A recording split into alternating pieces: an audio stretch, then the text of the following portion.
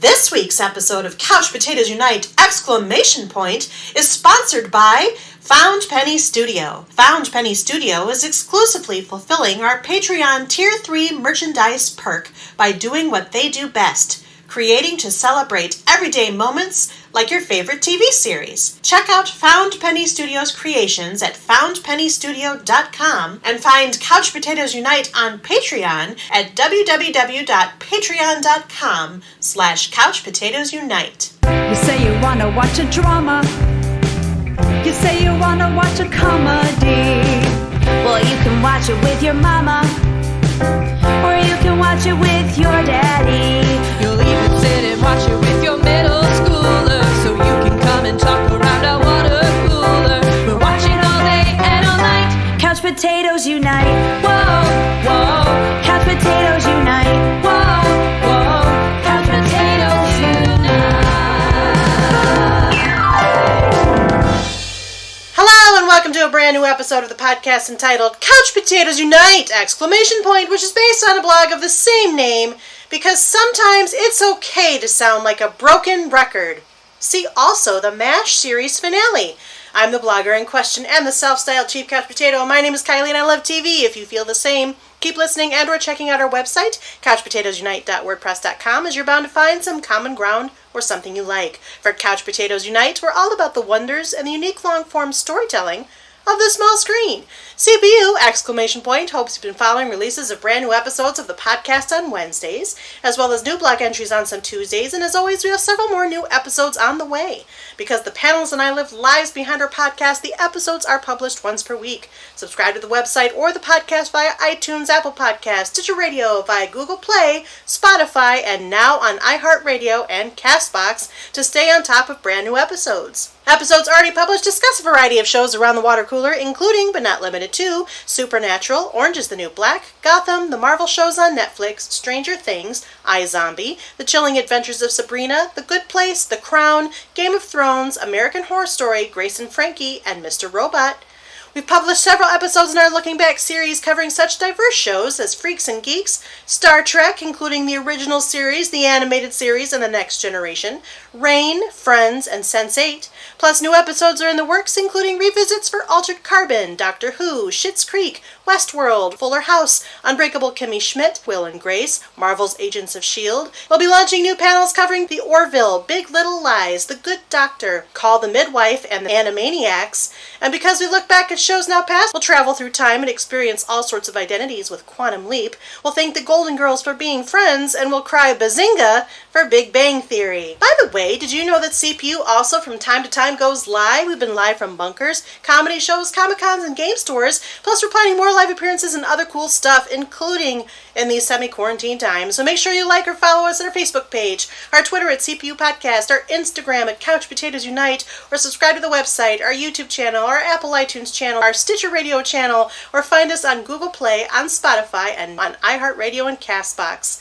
In the meantime, if you don't hear your show in this podcast format, fellow panelists and I still write reviews, and we always seek new panelists. So if you have any interest in joining the discussion, say hello by finding us at any of those outlets I've mentioned. At the very least, stop by and leave us a thumbs up, comment, or review. We like feedback, though if you must be hoity-toity about it, like Charles Emerson Winchester III, prepare for the feedback about the feedback. We can have a civilized conversation even when civilization has left the swamp. Today's panel is continuing a Looking Back series devoted to one of the most requested panels that our humble little podcast has ever embarked upon, having been solicited by both potential panelists and potential listeners alike. It's one of our all-time favorite shows, a show we all love dearly and hold very close to our TV-loving hearts. And if you aren't already aware, from time to time, CPU will be choosing shows of all types, but usually of some fame or notoriety to reminisce about, and to consider whether or not they age gracefully, like an eager company clerk aiming to please, or don't hold up as well, like Major Charles Winchester III at the Democratic National Convention. As such, this is another chapter of our Looking Back podcast episodes, wherein we review a show that has been gone, either via natural end or cancellation, for some time. Today, that show is MASH, and this episode is the third and final of 3 episode discussions in which we look back at one of the most popular sitcoms of all time, which in turn became one of the most popularly requested panels on CPU. Today, in the third and final episode of our series, we'll be discussing seasons 8 through 11, during which the cast remained largely stable, and including the most watched series finale of all time, entitled Goodbye, Farewell, and Amen. We already discussed seasons 1 through 3 in episode 1 and seasons 4 through 7 in episode 2. As we conclude this panel, and if you are not already aware, you should know that from time to time, your chief couch potato and main moderator, that's me, needs a break, particularly when I think others are more passionate about the show we're discussing in the moment. Case in point, today's episode, which I'm not here to moderate, rather frequent panelist Nick returns to the moderating microphone for this series and is rejoined by panelists Sarah, Jen, Michael, Josh, Mary, and me, kicking back as a panelist myself. So without further ado, I'd like to welcome back Nick to the moderating microphone. Take it away, Nick. Thank you, Kylie, and thank you, Sarah, Josh, Michael, Jen, and Mary for returning to conclude our conversations covering the dramedy MASH. Like Kylie said, tonight's discussion will first cover seasons 8 through 11, and then we will take a look back at the series as a whole. Now, season 8 first aired on September 17th, 1979, and season 11 concluded February 28th, 1983, with a record-breaking finale. Tonight's conversation, I'd like to start it out with going around the water cooler, and when everyone introduces themselves, they will rate their interest in the show with the standard character breakdowns, but they'll pick a character for seasons 8 through 11, and then I'd like you to each pick a character for the series as a whole. If a past character description stands out for the series as a whole, you can pull out one of those from a previous episode, but I will not be reading all of the character breakdowns, just the ones for seasons 8 through 11. All right, are we ready to get started? We're ready. Ready. Perfect. Here are the character breakdowns. Are you obsessed with the show, finding it to be a much-needed escape from the chaos of the outside world, like Hawkeye's obsession with his still and the martinis it produces? Or you like the show, but you don't mind skipping an episode in order to either write a letter to or reread a letter from your spouse, like the always faithful BJ Honeycutt? You find the show to be a delightful diversion from your daily prayer and or boxing, and it is full of jocularity, like Father Francis Mulcahy. This show is fine, but you know it's for a much younger generation. In fact, you'd rather curl up in bed with a Zane Grey, like Colonel Sherman T. Potter. Or you don't mind the show. In fact, it's starting to grow on you, but you do have more important things going on, like being head nurse, like Major Margaret Hot Lips Houlihan. This show is crazy. You shouldn't even be watching it. You should be back in Toledo enjoying a Paco's hot dog. In fact, you think the creative team should all be given Section 8, like Corporal Maxwell Q. Klinger. Or this show doesn't interest you. Television is for uncultured cretins. You would much rather listen to Bach while enjoying cognac, like Charles Emerson Winchester III. All right, who would like to go first? I can jump first. in. Oh, go ahead.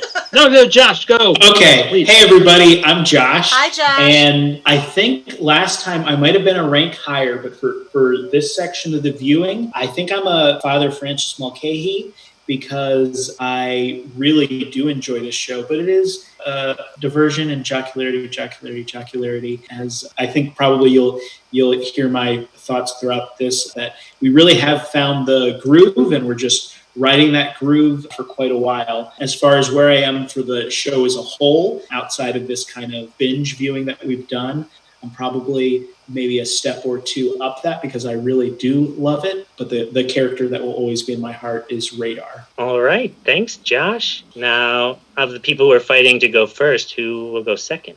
Well, I guess I'll go second. Hi, I'm Michael. Hi, again. Michael. Again. And for this portion of the show, I'm probably more Margaret Houlihan. These are not necessarily my favorite episodes of the series. And for me, when it comes to TV viewing, I have a short attention span when it comes to a show that's been on for a long time.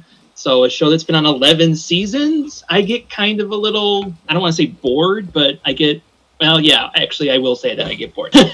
And so I like the show. It's still good, even in the final seasons, but I have more other things that I can be doing.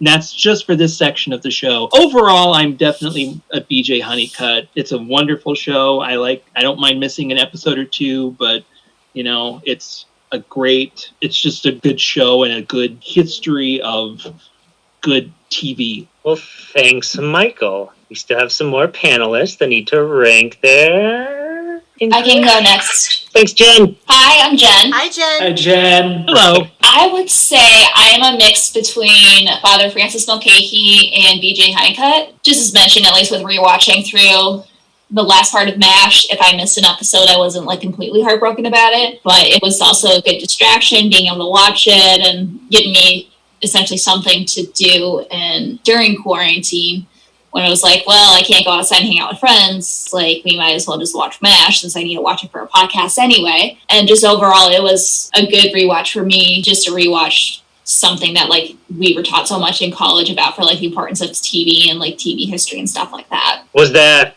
your character description for seasons 8 through 11 or for the whole show? Oh, so yeah, I would say both, actually, now that I'm looking at it. All right. Sounds good. I'll go next. Thanks, Mary. Hi, I'm Mary. Hi, Mary. Hi, Mary. And I would say, actually, for this section, that I am a Hawkeye. I forgot how many of the episodes in this kind of back 4 seasons that I just really loved. So I think I'm back to Hawkeye. But for the show overall, I'm a BJ Honeycutt. There's a lot that I love about the show, and even rewatching it again. But there are definitely episodes where I'm I'm gonna actually intentionally skip this one. Even not just accidentally getting up and forgetting that the TV was on, just intentionally skipping some things that either haven't held up well or just don't hold my interest anymore. But yeah, it was good to get to the end again. Yeah, awesome. Thanks, Mary. Hi, it's me, Sarah. Hi, it's me, Sarah. Hi. Hi, Sarah. Otherwise known as Nick's wife. Hi, otherwise known as Nick's wife. Ditto. Yeah. Nix.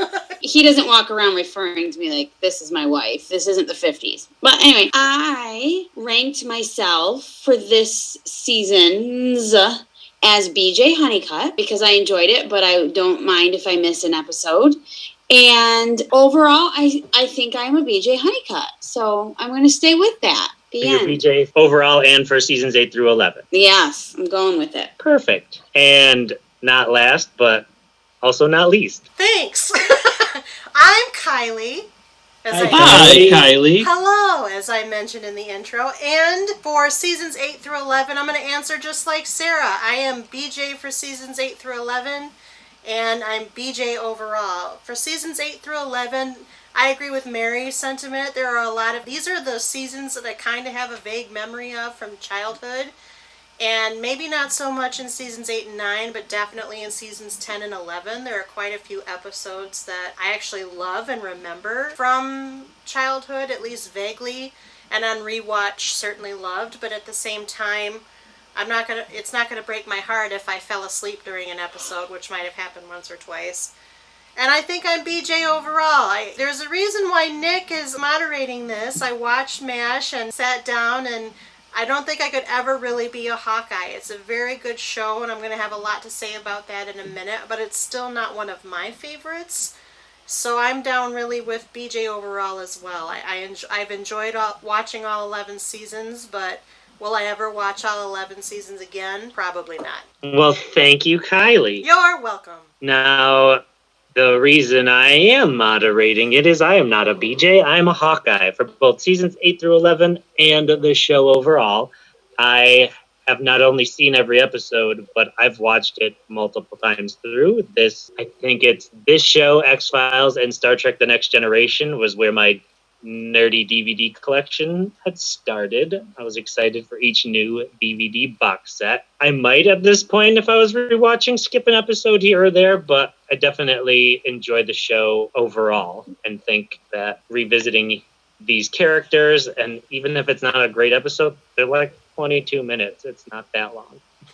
And there's redeeming qualities to each one. Okay, so we got our intros out of the way. Now we start our discussion of seasons 8 through 11. Just in general, any of your favorite parts or least favorite parts, whoever wants to jump in a round robin type situation. Can I start? and throw a gauntlet at Josh because for the listener, Josh was taken aback all the way He doubled back in his chair. Hey, let me audiate what I just did physically. Gasp.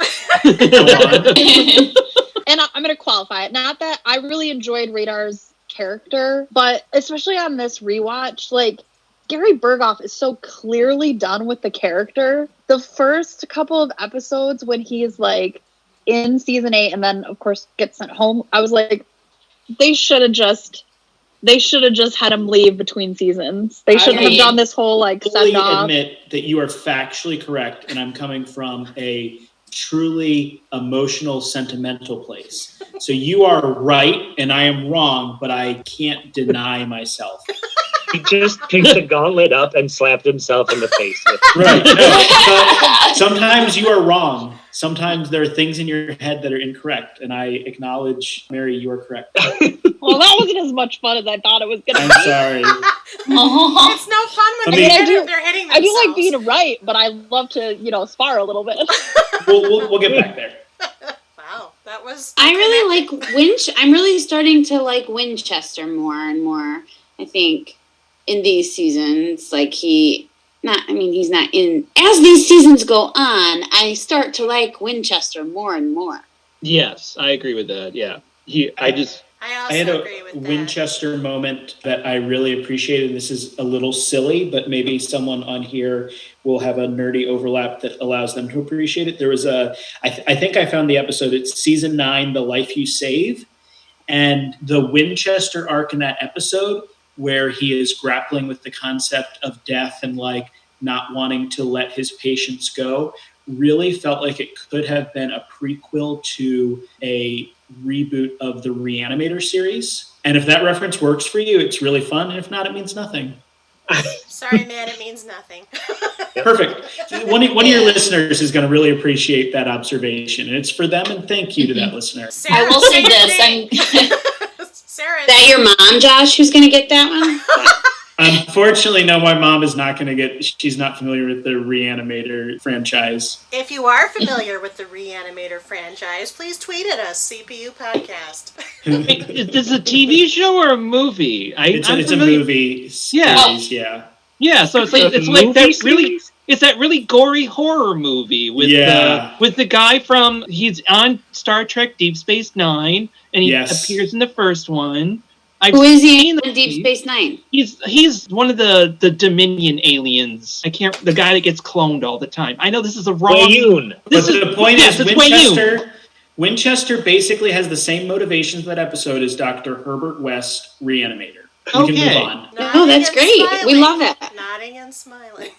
We're going to get so many tweets on that one, Josh. I can feel it. Yeah. Coming at us. Yeah, but Michael's going to be in a lot of trouble with all the Wayoon heads for not remembering his name. Are there Wayoon heads? I don't know if there are. Anyway. There's a convention. Yeah. Just for Jeffrey Cohn. Anyway, seasons 8 through 11 of MASH. I would say general impressions, like I mentioned in the intro, 8 and 9 are a little tough to get through. I feel like those are the two seasons where there is a little bit of a malaise. Most of the people have left. You get Radar that were on before the cast changeover. All of that has happened by then. And there's some good episodes, but I feel like 8 and 9 particularly took me the longest to get through in my entire watch. Once we hit 10 and 11, it was... I think they had a sense that the end was near and there was a little bit more energy in it. I also agree that I come to like Charles a little bit more. I felt that all throughout Charles versus Frank Burns. I think he makes a good B-villain, but he has a lot of dimension to him. He has some heart. He shows some kindness in quiet moments, and I just think David Ogden Stiers was such a brilliant actor that, it carried forward into his other roles, and I enjoy him as well, but... Yeah, generally he has one of my favorite moments in the entire series in one of my least favorite episodes of the entire series. There's the episode where it's one of the ones that that was highlighted. Now I can't remember which one it was. It's the one where... The Christmas one? I think so, because It's the one where he's saying, like, he's upset because his sister Honoria is marrying an Italian, as he so constantly says. It's not the Christmas one. Oh, yeah, No. that is. No. Yeah, I saw it, and I can't remember which episode it is. And now, bottle fatigue. Yes. Oh. Hawkeye is going off the sauce, and he's upset. I mean, it's one of my favorite moments because I just love the way he says Italian. It's Italian. He just has that emphasis, and the way he just chews that word, and the running gag of it throughout that entire episode. It's one of my favorite moments, but that's one of my least favorite episodes because I hate how Hawkeye becomes a complete and utter jackass in it. Mm-hmm. Winchester is a delightful little racist, and I see where you're coming from. On the Winchester Ethnocentrist. Burns depth question, it just felt like we, especially like watching this last block, just had way more time with him. So there was just more opportunities for us to see something other than him being the foil to the two fun characters. I think we start to get, when we talked about the first section of the show, it was like this vehicle for Alan Alda, and, Wayne Rogers left because he was upset because he couldn't really see a spot for Trapper John in the show. Larry Linville left because he thought he'd taken Frank Burns as far as it could go, and I think, Gary Berghoff, even to some extent, just got tired of sort of playing the same character. And I think part of the reason I like these last 4 seasons is it really does start to become an ensemble cast where you have episodes featuring people and not just a sort of background to like Hawkeye's rampaging around or having feelings or his hijinks with BJ. So you get like, here's this glimpse into Charles Emerson Winchester. Here's this glimpse into Max Klinger. Here's Margaret. There's so much more about like Margaret as a person and not just like this sort of army brat with repressed sexual urges. So I think that is what really appeals to me, is that it finally becomes the show that I wanted it to be from the beginning, where it's about all of these people who have interesting lives and feelings and things, and we get to see them finally. I agree with that 100%. There is this feeling of ensemble with the people who are there want to be there because some of the actors having left, and in some of them leaving, that's what gives the other characters more dimension. Like, I don't know what they would have done with Klinger if they added him trying to handle these new responsibilities. Because I think Klinger would be a lot more of an annoyance to people overall if he didn't have, I don't know if I would call it an arc, but slightly more depth. Dimension. There's also a stability because of the fact that no one else leaves and no one else comes on, and that stability I think is comforting. It's the idea that MASH, like many of the great sitcoms of the era, I mean, that was Sunday night TV that people sat down and watched because it was on and it was comforting, even though it was about war and kind of the horrors of it and satirizing it. And I think you feel that the most in these seasons, just because of the fact that there isn't a merry-go-round of actors. It is the ensemble forming. Yeah, I like the point that you brought up about it's a comforting show, even though it's set in the middle of a war. Like, I think, especially rewatching it now during the pandemic, I think it's just kind of reminding me, and hopefully a lot of other people that ended up rewatching it, is that even if it is obviously like pretty bleak out there and very frustrating to kind of carry on with stuff, that there's still some way to find some humor in it and at least like having to move forward, even though obviously like it's tough. I guess I kind of assume that even though there was a war going on in real life during the show that seemed never ending, this show reminded people there have been wars in the past and life will continue. And we'll get through this, even though they're watching, like, their escape from war was reminding them of war. Yeah. So it's just interesting thing to think about that I don't know. Well, there wasn't war and overlapping these 4 seasons. And maybe that's why it could be a little lighter, or they felt they can be lighter with it. I think so. But we still had some pretty serious episodes. The one with the clock on the screen. Lifetime. Counting in basically a real-time reminder that time was so short on these things, and that, they had a very limited window to get a wounded soldier stable enough to then be shipped to a hospital. And if they missed that window, then like that was it. The quality of, if the person survived, the risk was that the quality of life was going to be so different because of the extent of the injuries. And so like that episode is just feel like it's a punch every time I watch it because you're just, you know how it ends, but still that clock just keeps advancing. Mm-hmm. And usually the show, when they focus on like the horrors of war in the OR, it's how long they're there. And that this is like, we have 20 minutes to save this life. There's a moment that comes later where I don't think they've lost or forgotten that, but it's in the series finale, and I know you want to spend some time on that, so I'm going to hold it. Thank you. There's an order to things. I know! You think I'm new here? Does anyone else have things in general about these 4 seasons, or do we want to start cherry picking some of these episodes? I was going to start with cherry picking episodes. Let's do it. Go for it. Well, there's 2 things that I really noticed for some of it. Well, this one's actually more also for overall. It was kind of random to see a bunch of different like celebrities guest star that are like household names now. So like Patrick Swayze. I think I recognized someone from a Marvel movie. Lawrence Fishburne. Someone from a Marvel movie? Oh, come on. And we all just aged about 20 years with that comment. I don't know if I should also say, like, I know him more from Blackish. Yes, this is also true. However, he was on Pee-wee's Playhouse. He was in The Matrix. Trilogy. The credit he wants to be remembered for, Pee-wee's Playhouse. It's a very important role. So definitely showing my age or lack thereof. And then Jeffrey Tambor, which was like really random to see. I know. Yeah, that was a fun cameo. It was. I didn't realize he was in it, and I was like, holy crap, it's George. Yeah. So at that point, it was like, at least with rewatching it this time, I was like, I could actually look up people and say, why do they look so familiar? I couldn't figure it out. And then I was like, oh, wait, that's why, because I've actually seen them in other stuff before. So there's that. And then the racism episode kind of hit pretty hard for me. I think it was in season 10 where it's the, oh my gosh, I can't remember the name of the term, but it's like the head of the unit or something that he sends in African-American troops to do the more dangerous assignments. They end up getting hurt the most. And then he's trying to send them home so that he doesn't have to deal with them anymore. Yes, I think that is season 10. The Tooth Shall Set You Free. That was one of the episodes I was going to highlight. I didn't know if you wanted to go in a season progression like we've been doing, so. Oh. It's okay. As we're talking, if we skip any of the highlighted ones, we can go back. But I mean, I just figured I know it was a little harder to watch through season 8 and 9, so I figured I'd jump to my favorite one from season 10.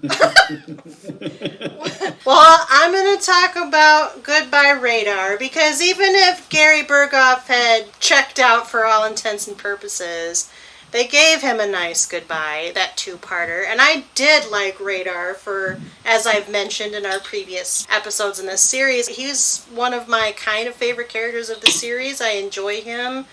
And whatever was going on with the actor aside, I think they did him right with that 2-parter. And that was one of the highlights for me from season 8.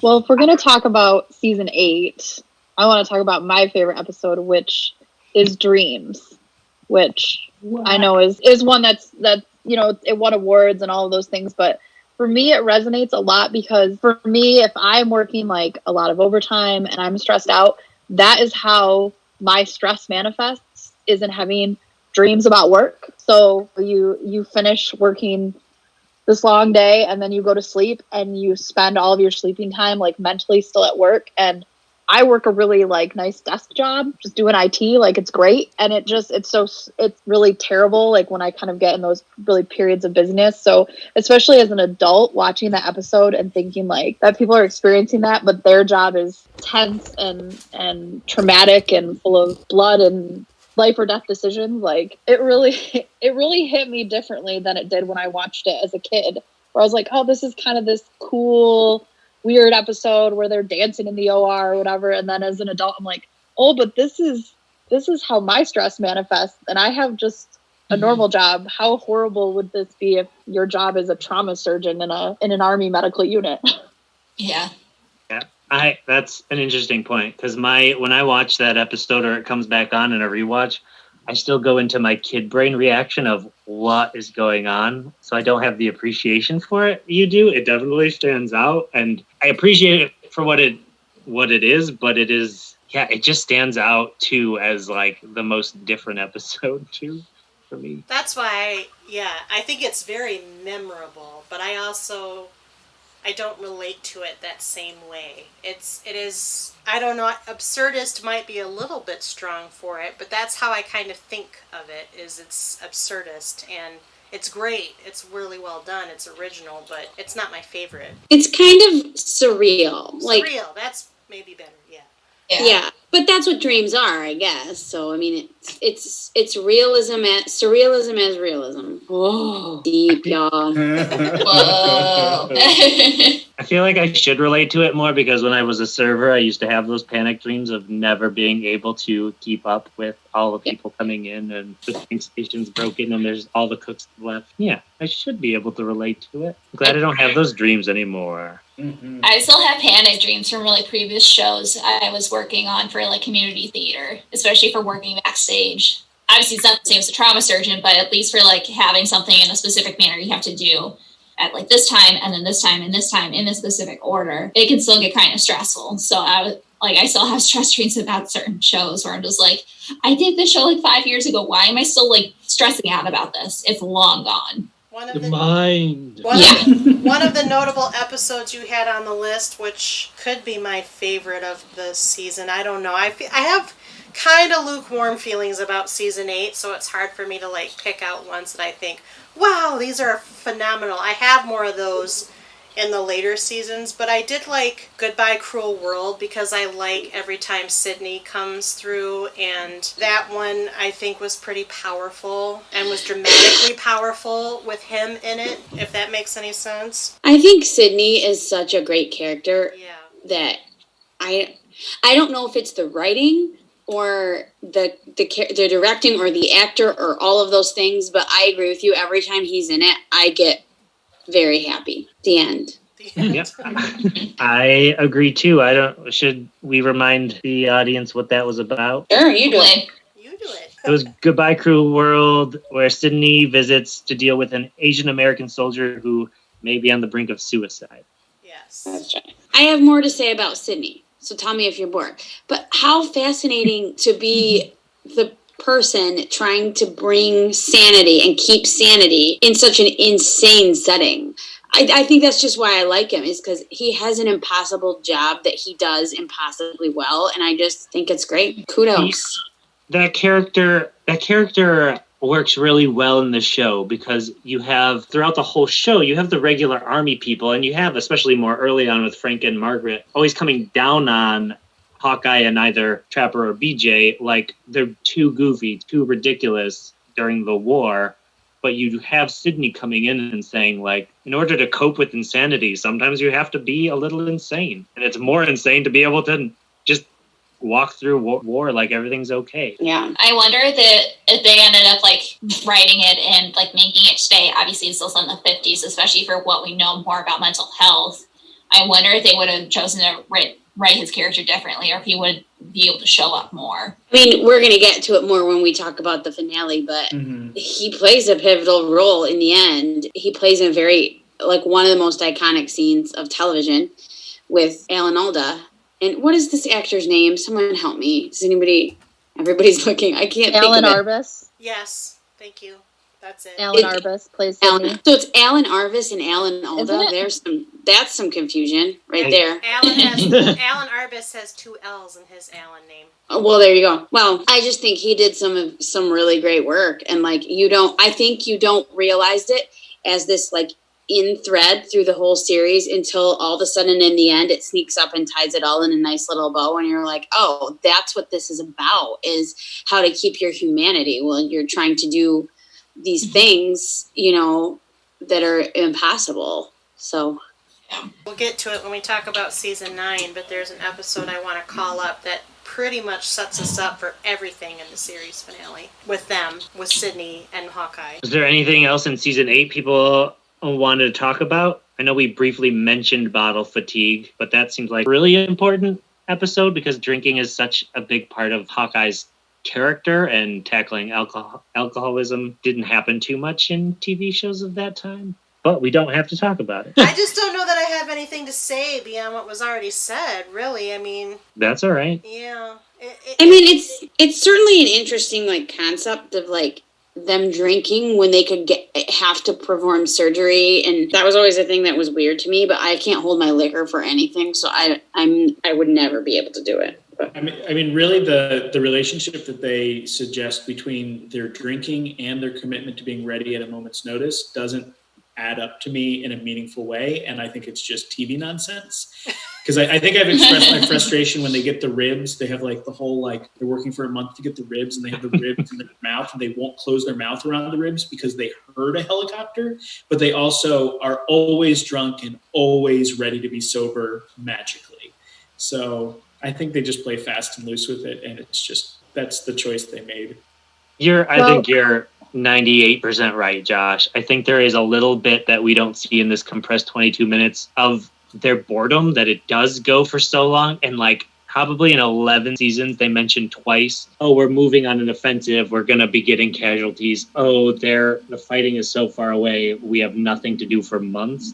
And I think that balance plays into it, because they do always have an on-call doctor, even though there seems to be an unnamed character, because sometimes they're all drinking. Yeah, and I mean, there's only one chest specialist. There's only, it's not like there's a huge staff of doctors. When Hawkeye's drunk, which it seems like he is regularly, well, then the chest specialist is not available.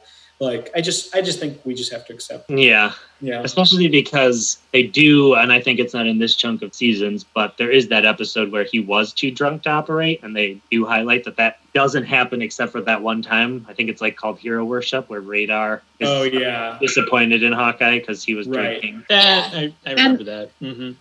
And maybe this is our pivot into season 9, but in season 9 we do have the episode with Margaret's friend, who is dealing with alcoholism in a less controlled way. Like, she doesn't have it as under control, maybe as she thinks that she does. And so there's the whole thing with her getting the DTs in the food line and actually being sent home, I think, if I recall correctly, to like deal with this, because she can't be trusted essentially in an emergency situation anymore to be sober. Well, and they kind of represent the symptoms of it differently. Like, they never show Hawkeye like secretly drinking. He's always like fun drinking, like he's making a show of it and we are watching it. And then like that nurse is drinking, they represented pretty differently. But probably if you took the TV show layer off of it, it's almost the same thing. Yeah. Maybe, Wallace. but I was going to say that I couldn't suspend disbelief, because aside from the Hero Worship episode, even though timing-wise it's a little funny, they don't actually show Hawkeye and BJ's time at the Swamp Still, or their time in the Officers Club, overlapping with any imminent influx of casualties. I think they're very careful about that most of the time. I just don't think we have a sense of real timing with this show. Then again, they turned a 2-year war into 11 seasons. So you kind of have to, go with the fuzzy time model that is MASH. And compressed an entire year in one episode. Exactly. That was fun. No, it wasn't. I love that episode. Gosh. Oh, the device of the Sears catalog, like, Mary's throwing a gauntlet at you now, Michael. everyone was like, oh, 8 and 9 were hard to get through, but I really enjoyed my rewatch of those seasons. There's some good episodes in those seasons. I like them, so there are going to be lots of gauntlets tonight. Okay. Fair enough. A War for All Seasons is that one where Michael says compresses a whole year into an episode. I like to think that this is happening on top of a year that we've seen. It's not like another year has gone by. Yeah. This is season 9.5. I figured that was just like the filler clips in between like each of the episodes that happened. Oh yeah, I know. It's just, I don't know.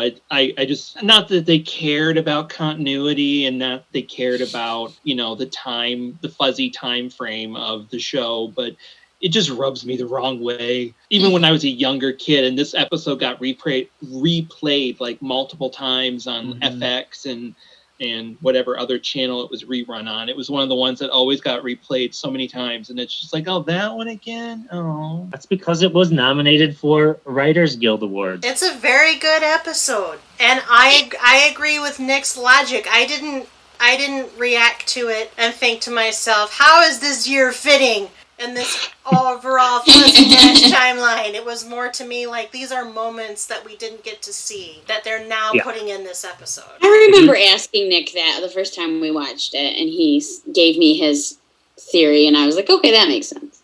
It's the year 1951, which I don't know. I like that we have one anchor into the actual timeline of the war, but I don't know how many seasons per year we have, but whatever. Who cares? I don't think it breaks down very like even and clean for like, oh, this season and actually this year, and then when they made MASH, they weren't expecting us to last 11 seasons. Yeah. Which I will say, even with like rewatching it, I mean, obviously you can see how the characters age because obviously it's been like 11 years. But otherwise, like, I still couldn't see, like, too much of a drastic difference. I mean, other than, like, you could argue it, too, and saying, like, oh, well, it's 11 years. But even with it, like, work can age people. And it's probably just, like, the stress of the job just made them age that much faster. I will say I feel like, I could be wrong, but, like, the first 3 seasons are lit more darkly than the last couple of seasons. There's, like, a definite lighting change there. Oh, yeah. Or there was I noticed just that, better too. equipment to shoot the later seasons because the earlier seasons were the early 70s, so... That's true. Technology changed. Just saying. All right. Any other season 9 episodes? I think we kind of hinted at it already, talking about the strengthening of the ensemble cast in this last set. But I have trouble remembering many like Margaret episodes, and I thought the season 9 episode Father's Day, where her father showed up and was kind of a bummer, maybe let us appreciate Margaret more, and things that otherwise we'd say, come on, Margaret, you're kind of being a killjoy. We say, well, I kind of get it. Look at what she's been dealing with her whole life. Look at who she's still trying to please. Yeah, and you just have to sidestep another bit of TV nonsense because she previously, in season 2, mentions that her dad is dead. Of course. Jenny's brought up like pretty regularly throughout her like Frank seasons. She's always like comparing him to her father, which is its own sort of special thing. Yeah, that one mention was made once. If you're looking at the Wikipedia notes, she was drunk when she said it, so you could totally TV logic that off. Like Frasier had to do when they made a spin-off where his dad isn't dead anymore. Correct! It's the Frasier Craig logic. Or is it the MASH logic? Either way, it all works. Or the dad is just a ghost the whole time in Frasier. That makes it so much more fun to watch, I think. Let's all rewatch it. He's an only child, so Niles would have to be an imaginary friend. Okay, this is a show that He's a psychiatrist, and it's like psychosis. I have a seated list. If you'd like to add your name to it, we can discuss your alternative theory with which I will disagree strongly. I never got through that series. It did not interest me enough. I'm sorry. Oh, my God. I've watched it like 4 times. I mean, I don't hate it, but there were just other things, I feel like. Okay. Anyway. Okay, speaking of fathers, Jen kind of touched on, I think it was Jen touched on this earlier, the episode Blood Brothers in season 9, which had Patrick Swayze as the guest star. And it's kind of weird watching as, you know, he's a young soldier who's diagnosed sort of inadvertently through, you know, not like normal channels with leukemia. And then, you know, to have Patrick Swayze in real life having died from cancer, like it was just kind of an odd parallel, I guess. Oh, I didn't even like put that together. Yeah. That's what I was thinking of when I rewatched it this time. Jeez. But a bummer. I really love Father Mulcahy in this episode, and I think it really encapsulates his character really throughout the whole series, because clearly being a priest is very important to him, and it is a huge part of his identity. And there's a couple of other moments similar to this, I think, through the series where he gets kind of hung up on that piece of it, but it's never the stop for him. He's always able to go where he needs to go and to be who the men and women that he's ministering to need him to be. That he is always able to put aside himself and minister to them and lift them up and give them spiritual comfort, which in a situation where, Sydney drops in when he can, when there's something really important, he provides that spiritual and emotional anchor for so many of them in so many situations. And I think that this episode does such a great job. Like, his top boss is coming in to see him, and everything that could go wrong goes wrong. And he's able to just put that aside and be with this young man who's facing likely death and to still deliver for the camp when they need him. There's two monologues that William Christopher kind of hits out of the park in this whole series, and one of them is the ending one on this episode. It just, I love when they, just like you were saying, Mary, they use the Father Mulcahy character to kind of bring a moral center and a moral voice to the war beyond just war is terrible and we're just trying to get through it and anything that we can to get life goes on. There's actually a voice for what is right and wrong through Father Mulcahy that doesn't necessarily have, I mean, obviously he delivers it in maybe a sermon-like place or in the course of ministering to his charges, but in this episode and the other one that I'm thinking of that I'm going to have to take a moment to think of the name of, I think it's in the next season. He just talks, it doesn't have a religious overtone. There's clearly a moral theme that he's delivering, and William Christopher delivered it with such expertise, I guess, such skill, such emotion. Those are the moments that really make me enjoy that character, and this is a very standout episode for me, not the least of which because of Patrick Swayze, and I made that connection too, Sarah, but because of that monologue that Father Mulcahy has. And directed by Harry Morgan. Yes. He won a Directors Guild Award for it. Yes. Oh, I didn't realize that. Yeah, it's a really good Father Mulcahy episode because they know exactly how to use Father Mulcahy to a point where it gets repetitive, so giving him these standout moments are really nice. And he's open-minded and patient, and I don't know, seeing him get boiling up and bubbling up too, like, gives him that dimensionality that we were talking about. So that's a standout episode. I'm glad everyone liked it. I'd like to mention the preceding episode, which isn't on your bullet list, but it's Bless You, Hawkeye. This is the one where Hawkeye can't stop sneezing and nobody knows why he's sneezing. Yeah. And they have to call Sydney in, and Sydney does some psychoanalytic evaluation, and we learn... Probably just COVID, though. What? No. That is a novel virus. Stop spreading misinformation. I call out this episode because I think this is the episode that sets us up for very key moments in the finale. And at the time when I was watching it, I had never seen it before sitting down for this watch. I thought to myself, man, that was a random bit of information. And also, which is that, was it his brother that pushes him off the boat? I think so. Yeah.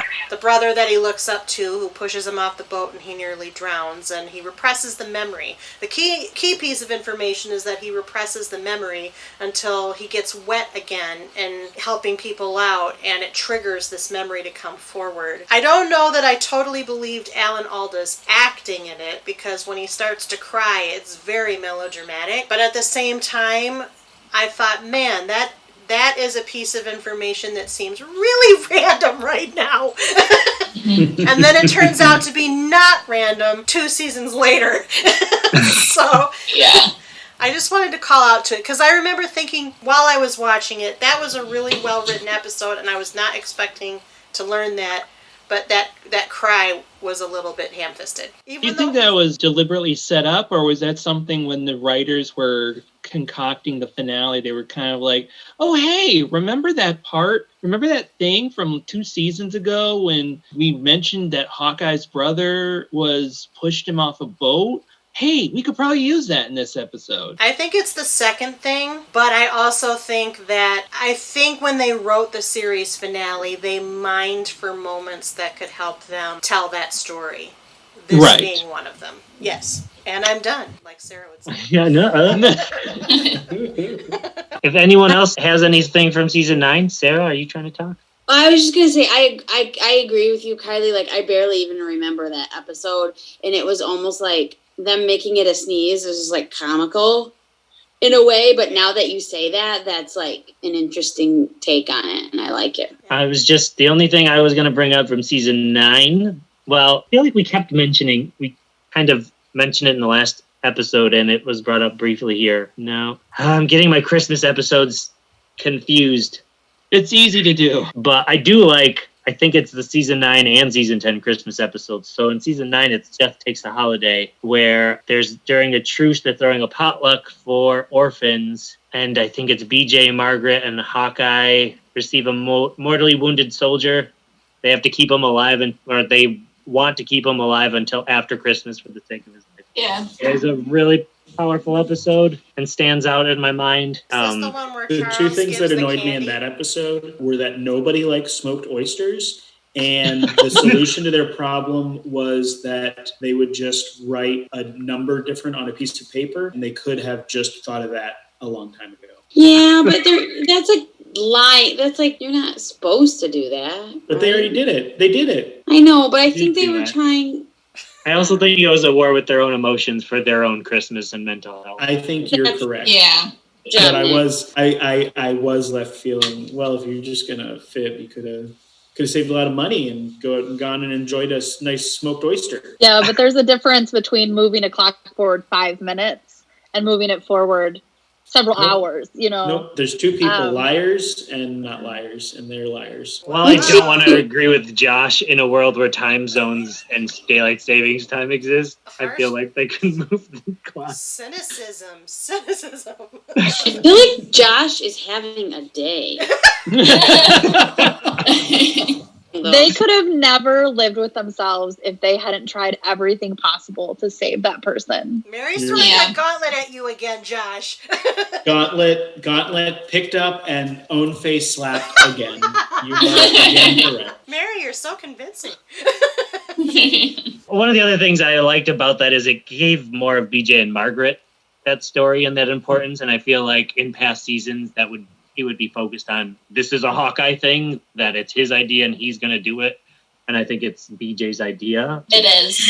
Mm-hmm. So I do. I think that's why I like BJ, though, because just when you think BJ is just this random guy tagging along, doing whatever, he has that moment where you're like, dang, BJ. Yeah, he is usually just a goofy guy with big feet and 2 letters for a first name. And apparently the practical joker of the bunch. But whenever BJ does have the big moments is because he's thinking about his relationship to his family and the distance between them, and that's what motivates this whole sequence. So, Which I think was the problem with Trapper. It was like Hawkeye was more dimensional. I don't know, but like they used the differences between BJ and Hawkeye to tell different stories. Whereas Trapper was like, oh yeah, he has a wife and kid, but I think there's one episode where he wants to save that girl in the landmines, and it was like they kept forgetting he had a family. well, Yeah. he didn't practice fidelity all that much. Right. It was almost like he was trying to forget that he had a family, because Yeah. maybe that was easier than being away from them. I don't know. Yeah. Well, But I think he did want to adopt that little Korean girl, too. Mm-hmm. He did, yeah. Cool. Mm-hmm. Oh yeah, the other thing in this season was Klinger decides to re-enlist. What? Klinger But has a very complicated relationship with the army. Let's just put it that way. When did we get Rosalind Chow? I think that's like the last season. That's the last season. That's We like her. Yes, we like Keiko. We do but like that's her. Season 11. That is season 11. But any connection to Star Trek is good for the Milbratz. Fine by us. It's fine by us. True. Also, we were huge fans of the show after MASH, so Really? I can't wait to discuss that. Oh my goodness. Foreshadowing. Wait, did we commit to that? Because I didn't. no. I Okay. have not seen an episode of After MASH, but we're jumping ahead. Yes. Season 10. I'll start with the first bullet point I have for season 10, and that is probably the most boring 2-parter of TV history, in my opinion. A snap judgment and snappier judgment. When Klinger Did not need to be 2 episodes. Truth. No. When Klinger faces a court-martial, and all of a sudden we have a court episode on MASH for reasons unknown. It's the prequel to Jag. I mean, we've had it. But we had And a a few big of event. those, right? Like, we had Henry was going to get court-martialed, and then Hawkeye was going to get court-martialed. Yeah. Like, we have one in, like, every chunk that we've talked about. It's a nice reminder they are in the military, and there's I think This in is those the first time episodes, it was 2 parts. yeah, and it felt like in those episodes it was like, well, these guys really do have like a strained relationship with the military, and when they when they push against that, like there are limits and they have to kind of negotiate that in real time and like they both have to compromise. But this one, it was more like a goofy sitcom misunderstanding. Yeah, wasn't it the goat? Mm-hmm. No, different episode. No, I think that was the one with the camera where he The went goat to buy eats back the the stolen payroll. camera. Yeah. So it was one of those things where it's like, well, not only could this episode have been resolved by one person just explaining the piece of information that was keeping everything apart, but it could have resolved 2 episodes. To be fair, though, while I agree that the 2-parter makes no sense whatsoever. I actually like the second part better than the first part because I like the relationship between Charles and Klinger in the episode because Charles is defending him, and it's just like, it's an interesting dynamic that you don't see on the show a lot between the two of them. And I feel like the episode did a good job of developing that. And it's just like, you know, when you get to this point in a series, you always have to kind of do that thing where it's like, okay, we have X number of characters. Now we have to find ways to pair, do an iteration of pairing up characters that don't normally get paired up. So you kind of have to come up with an episode around that. I don't know if that was the case here. I forgot an episode from season 9 because I thought it was in season 10, but it's in season 9. Can I? Too bad. No, we want to hear it. Come on, Nick, be nice. Okay. And it's one that's not on your list either, and that's Oh How We Danced, episode 14. This is the one where Hawkeye, because BJ misses Peg and Aaron so much, Hawkeye plans an anniversary surprise. And I think this is one of the more emotional Mike Farrell moments of the entire series. And it really hit me in the heart. To the point that I couldn't remember the name of it, but I remember that episode and probably always will. It made me cry for a while just because it was the whole ensemble. They were all kind of pulling together, and then it was this very heartwarming ending to the episode with the home movie and Peg going through their day and the dance at the end. Where, I do like that moment a lot. The whole movie is... Yeah, I love that episode so much. I'm sorry, I thought it was in 10. But it's a 9. So. No, that is in like these list of moments in my head that is those ensemble moments or episodes. That, the one where they're all fighting while Colonel Potter is trying to paint their pictures, which I think I don't know what season that is. It's in either 10 or 11. Yeah. I think it's. And then the other moment that's like up there with me for that is when they plan that party for themselves when they're all home, but before they go home. Yeah. So it's like where Radar's mom gets along with the Winchesters and stuff. Those kind of episodes, I think, are among my favorite of MASH, just because it is everybody. There's no particular focus, and usually Colonel Potter is kind of either leading the charge or motivating everybody else to do it. And we don't talk enough about him, but I still love him all throughout. He's very consistent. So that's it. That's all. Go back to 10. Another thing that I like that there wasn't a lot of in this section is when there's like performance stuff. Like we had there was the folk singer who was part of the camp, and then there was the show, and Radar played drums with them. So we did get some of that in season 10 with that Showbiz 2-parter, and they did the performance in the like recovery bay or whatever, and we got to see a new wisecracking vaudeville guy for a couple episodes. I always appreciate those representations. Sarah, I'm surprised you aren't talking with effusiveness about that Showbiz, since Gwen Verdon is the stripper. The stripper's Gwen Verdon. Well, I was going to say the folk singer is Loudon Wainwright. Yeah, that's right. Thank you. Yeah. No, it is Gwen Verdon. Some of you know her as Bob Fosse's first wife. Nope. I do know that one. I still don't know who you're talking about. Dynamics? We were just raised so differently. Okay, you need to see the TV show Fosse Verdon, because that show is freaking brilliant, and you'll get an amazing appreciation for Gwen Verdon as a person, because it's just but that's an entirely different episode of this podcast. Hint, hint. Okay. A panel of one. Oh, No, what else that's has she been done? requested before. She was the original Sweet Charity. She was the original... There's been multiple Sweet Charities? Yes! Christina Applegate, hello. She was in the original Chicago. She was with Cheetah Rivera. Literally one of the greatest dancers of Broadway history. I'm looking at her Wikipedia page, and I'll say simultaneously She was in Cocoon, for Christ's sake. that everything Michael's saying is correct, and I also understand why Nick is not recognizing any of it, because I am in the same boat right beside him. But Josh, Oh my God. you're not married to me. Yeah, you- Oh, that's a position that I really cannot argue with. I feel like I Nick, forced you're to step on your by- own boat. Yeah. Should I Damn also- Yankees! Damn Yankees, for crying out loud. I'm a Who's got little the pain surprised when they that do the Michael is the mambo? passionate one right now. What is happening? I don't have know. never seen Cocoon. What? Oh my God. Look, even? Sarah, you clearly have a lot of educating to do and like gaps to fill in Nick's life, but we can't solve them all tonight. We can't. Yeah. Thanks, Mary. Especially while we're recording this. Good job. Good job, Jen. Way to get us back around there. We lost sight. Oh, Are we? Where are we? How about other season 10 episodes that everybody really Thanks, wanted Josh. to talk Good about? moderating. Are we to the one yet where Charles, the Christmas one, when does that happen? That happened in season 9. Yeah, that was season 9, where he gave up the candy.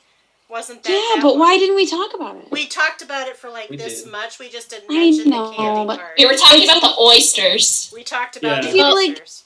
Josh really sidelined Like that the- conversation. That's like kind of the quintessential Charles moment to me. That's the one I always remember. Yeah, So I agree. Which I guess we should say, he seems like this greedy old codger because he's all Jeez. rich and doesn't want to partake. And Klinger finds out that the generosity that he and his family does do for Christmas, part of that rule is to not let people know about it. It should be in secret. Which, And I think it represents a turning point for him too, because he has all of these memories of being wealthy and sort of doing this good deed for people where the gift of chocolate is like a nice addition. And so that like moment of realization when the person who's running the children's home says like, this is great, but like I was able to sell this on the black market and buy actual food. And Right. there's that like moment on his face that is so beautifully acted where to me it's believable that it never crossed his mind that the kids would have food to eat. You saw that he knew that the gift wasn't really appropriate, that it never it occurred wasn't to what him. he thought it was. Yeah. It was a really good turn because if I remember correctly, he is very angry and upset that that the chocolate was sold because he was that far removed with what these children's lives actually looked like. There's also a double purpose in this episode because I feel like this is really the first time since Klinger becomes the clerk that you kind of learn that he knows so much more layers to the other characters than anyone ever gives him credit for. He finds out this moment about Charles. He also has some really great moments in other episodes with Margaret and with Potter where he basically makes observations for the audience, for the camera, that we may or may not have made for ourselves along the way, just to give us a little bit even more dimension and layer to those characters that maybe we hadn't been given before. Yeah, the moment with Margaret that stands out, I forget what it precipitated it, but Margaret was very upset with Klinger for some reason, and he just kindly, calmly, and almost with disappointment towards her expresses how when it comes to the patients here and the people here, that he's never joked around, like he's always been professional and is there for them. Oh, it's the malaria episode where they get the wrong malaria drug. Yes. And Right. it impacts different ethnicities differently, and so he's having this really bad reaction, and she's accusing him of gold bricking, Right. and it's the episode where they're trying to keep Potter's blood pressure down, Yeah. and so she basically accuses him of not caring about Colonel Potter, and he's just like, how could you say that about me? Right. Oh, I had something else Klinger related and now I lost it. I feel like this is like peak Jamie Farr. I mean, this is the moment in his career where he became sort of this just like ubiquitous character on TV. I mean, I feel like, I know not a lot of people are huge game show fanatics like I am, but like this would be the era when he would show up on all of the celebrity game shows that might have existed. Like he would have been on Pyramid, he would have been on Password, he would have been on, this right now, if you think of that whole cliche of like Hollywood Squares and Jamie Farr, even though he's not that big of a star, he was on Hollywood Squares. This is that right there. Just like, yes. So it was probably because of the fact that he was elevated to this role on the show and was able to shine. But this definitely is his crowning achievement of his career, is this role at this moment on this show. He started this show like the rest of probably every TV show that existed before MASH, where he had at least played a one-time character that was probably a caricature of any range of ethnicities, because he just has slightly darker skin. That means he could play anything. But that's how this started. He was the crazy person who dressed up like a woman. And then it slowly became more because of good writing and his ability to handle a good thing, which meant lots of game shows that I think you could make a pretty penny on doing the game show circuit back then. So there's 3 episodes right in a row in this season that are really good ones to me. The first is The Tooth Shall Set You Free, which is the racism one that Jen mentioned earlier. Yes. Super powerful, super timely, super,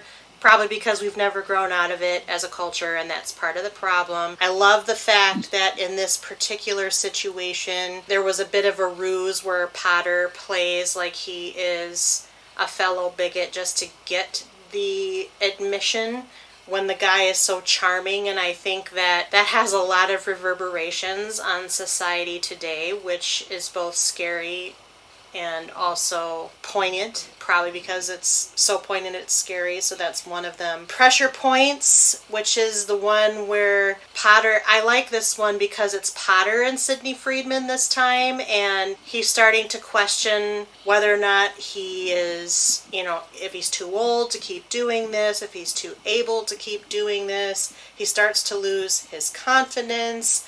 There's this whole war about who's too messy in the swamp.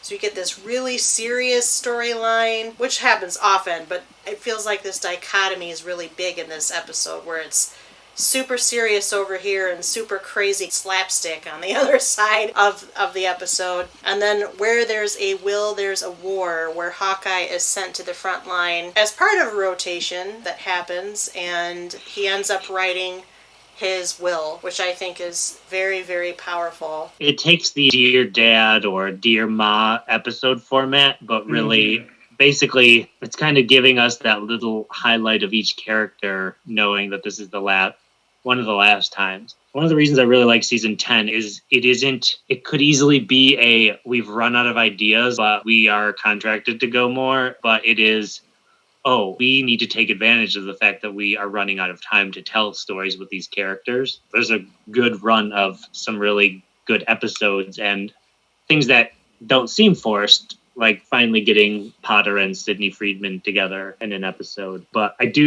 I like anytime they go to the front, just because it reminds us that as horrible as, like, they're going through some horrible stuff at the 4077. They're at war. They're away from their family. And there's still people not that far away that have it so much worse than them. And we just get sneak peeks at that throughout the 11 years. One of the episodes I like is the Blood and Guts episode. Not necessarily because it's a standout episode, but it sort of fits a theme you see through the whole series. And I think they took a couple of opportunities as they got towards the end to remind everyone that, like, because you have this one, you have the one with Yost, Corporal Yost, Private Yost, whose mother is going to be deported. You've got the one with tongue depressors in the Prime Accord. And there's a few, like, throughout the previous couple of sections as well. But, like, that the military has an agenda, the press has an agenda, and what was shared with the people back home was not necessarily reflective of what was on the ground, and the things that people back home were doing or were being encouraged to do weren't necessarily as helpful as they thought. Like, he shows up with these bottles of blood and they're like, well, what do you expect us to do with these? Like, we can't really we can't really like use these the way that you want us to use them. I don't know. I guess in our current climate, it maybe hits a little differently than it would have in the past, but I guess some things never change as well. We'll talk about that a little bit more at the series as a whole. The some things never change, and how this show, why I think this show holds up and will remain to. But is Identity Crisis, which is the one where Father Mulcahy is in the mess tent with the other soldier because he's trying to...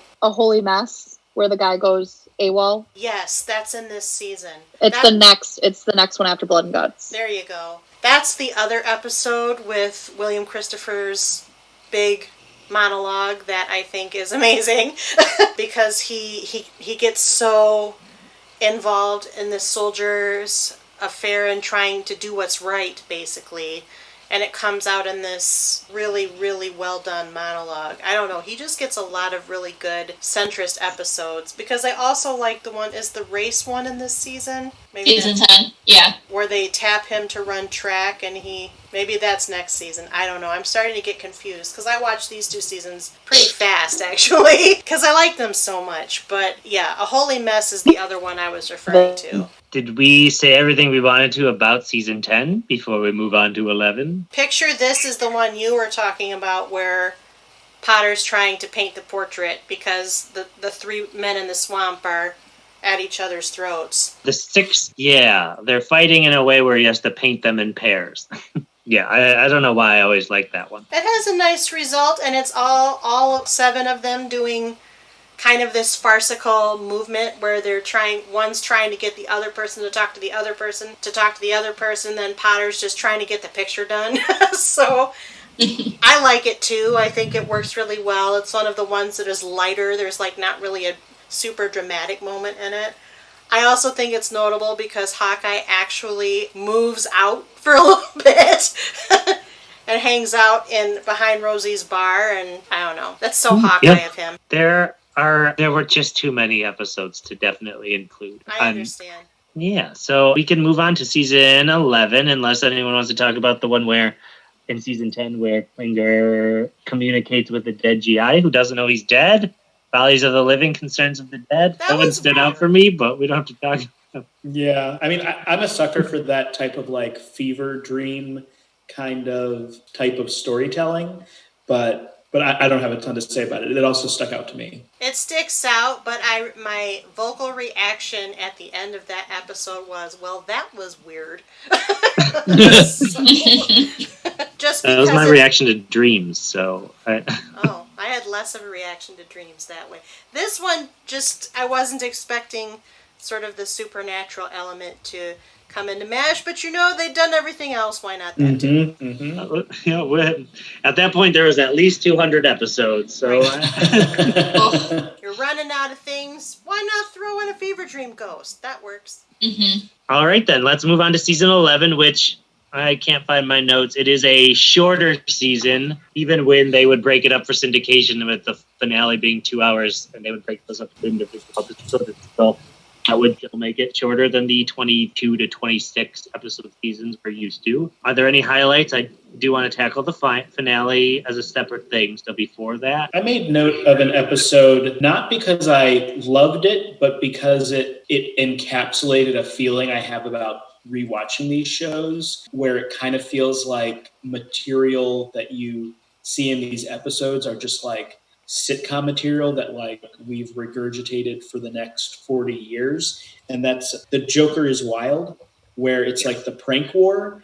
And I don't know if it's true or I'm just remembering this episode of MASH, but I feel like the prank war has been in every sitcom I grew up watching. And this is probably one of the earliest sitcoms that I have really spent time with. So it's like maybe one of the earliest examples of this theme that I've seen happen a number of times. And the resolution again is like pretty silly. Like the joke was that we didn't joke and that everybody who got joked was in on the joke. Like, okay, whatever, I guess, sure. And I think the big prank war that I always think about is from Cheers, but I feel like I've seen it a ton of places. Yeah, Cheers turns it into a recurring thing between a rivalry. The Office turns it into just how these two characters interact. Right, yeah, it's so much of The Office I didn't even think, yes, it's every episode is prank war. But Brooklyn it is Nine-Nine. Mm-hmm. Yeah. Yep. Or they make it like more heisty. Is that their thing? The Halloween there's- heist. There's Yep. a million examples. Yeah, but you're right. It is, obviously, it's not cliche in MASH yet, but even that, like, even part of it being like, we tricked you into thinking this person's dead. Like, Well,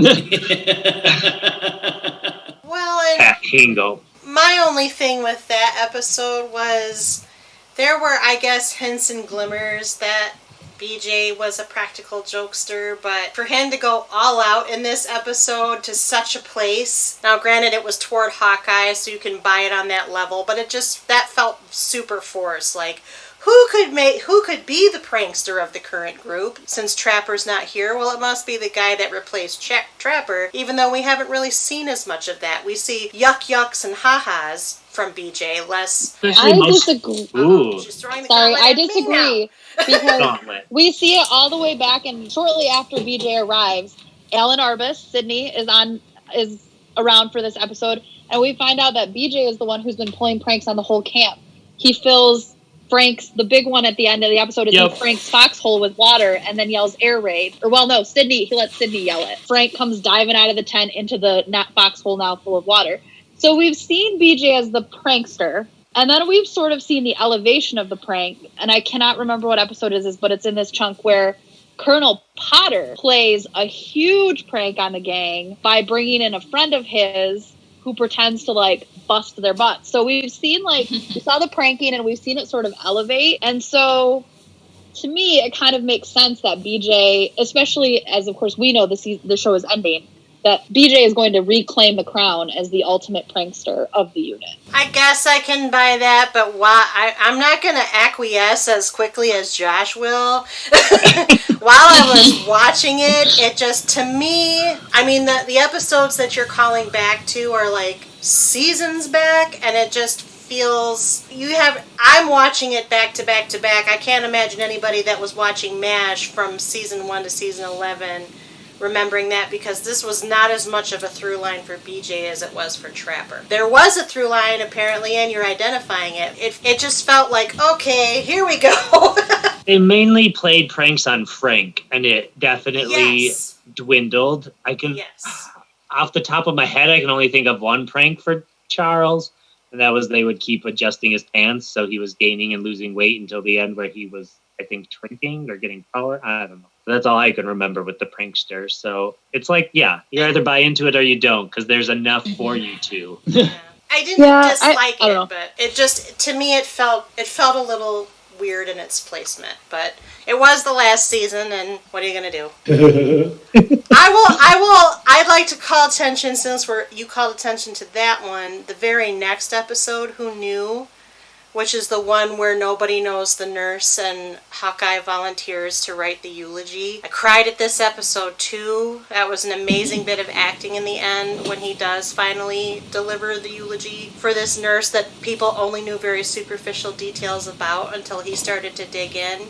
And then it becomes more of a reflection on the people he does know and how much he loves them. Not only the 7 intimate of the cast, but just the entire camp. And all the times and trials and tribulations they go through together. I thought it was a really good... It's one of those, they know it's ending, you know it's ending. Definitely a wind-up episode, but it totally worked. And another one directed by Harry Morgan, who clearly has a gift for, like, coaxing those monologue performances out of actors. I just love him. Yeah, he was Sergeant Friday, too. Another episode that felt like, oh wow, we are coming to an end is, I think, the first one of the season where we actually do shine like a light on Nurse Kelly and how Hawkeye kind of ignores her. Yeah, I was like, wow. No. Kelly. I related to her.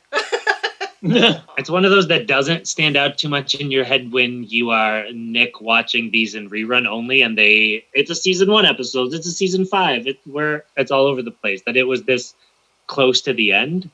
Because when it isn't, when you don't know it's that close to the end, there's a lot of other episodes you don't know if this has happened or not. They do a good job with the writing of it. Hawkeye's never mean or rude to Nurse Kelly, but it's kind of his nothingness towards her, too, that hurts as bad as the pranks he did to Margaret in the first 3 seasons when he didn't like her. The rare MASH episode written and directed by women. Alan Alda also co-write, but we don't have a lot of episodes written or directed by women, and this is both. So I think that definitely clues us in why there's a slightly different, it just feels a little different than everything sort of around it. Yeah. Oh yeah, she's an interesting character because she is one of those background characters that is in every just about a good portion of the. I'm on the IMDb page for that episode. She appeared in 178 episodes of the series, but this is the only episode in which she is a central character. And it's just interesting how, you know, when you have a long-running series like MASH, you have this background characters that show up in multiple episodes, and then suddenly they get this spotlight, and it's like, oh yeah.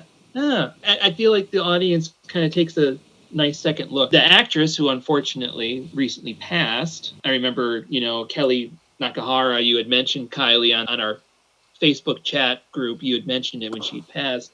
But, you know, she kind of didn't get a lot of credit when she was on the show because she was just always there and always a workaday character actress. And it is kind of cool that the character was basically named after her.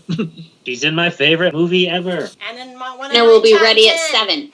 Yes. It's in my top 10. It's not my favorite, but yes. She's the cook in Clue. That's right. Mm-hmm. Yeah, she has one line, so not really a standout there. I just said it. You did. I do wonder if, so Scrubs was kind of known for, they wanted the same background actors to keep coming back because it was a hospital, and they, as the show went on, would do little highlights. They would finally get names even and things, and I'm wondering, I don't know if they've necessarily pulled for that, but this show in a lot of other ways has been parallel to MASH and Scrubs between the two, and this kind of reminds me of that when we do have, some actual emotional moments with what starts out as a background character that is unnamed for a show, and she was just a nurse. Then why wouldn't any of the nurses be there just as long as Hawkeye or Margaret? Right. Season 11 doesn't really have many episodes that I don't like. There are a lot of, I'm reading the list and going through the list, and I like something about every one of these truly, even if I felt the one was a little weird placed. All of them are very, very good. It's like they planned it out very, very well for their final season. What do you know? Yeah, it does. It's probably the only season that has,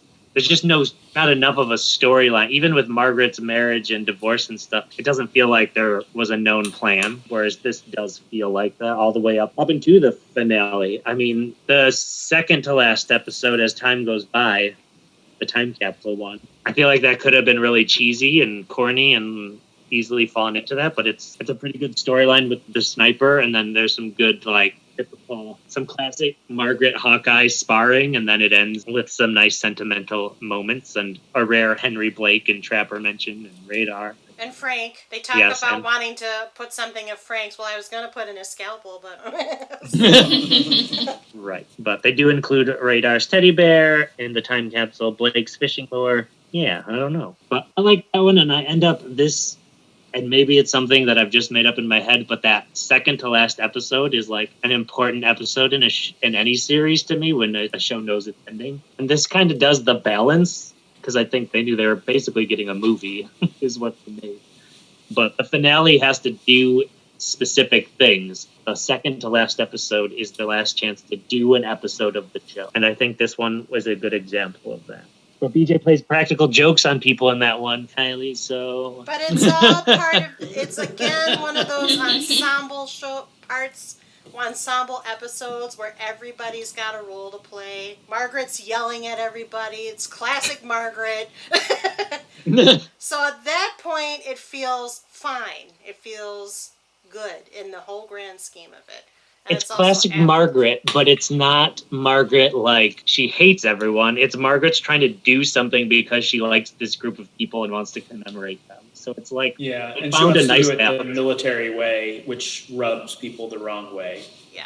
Right. Well, arguably, Margaret doesn't hate everybody before. She's just massively misunderstood and highly task-oriented. That's a really good point. And very ambitious toward her army career. Right. So there. Okay, are we ready to launch into the finale? Yes. Yes. All right. So, MASH ends with a 2-hour episode. It aired on February 28th, 1983. It was directed by Alan Alda, titled Goodbye, Farewell, and Amen. It's pretty significant in television history. In the United States, it drew 105.97 million total viewers and a total audience of 121.6 million.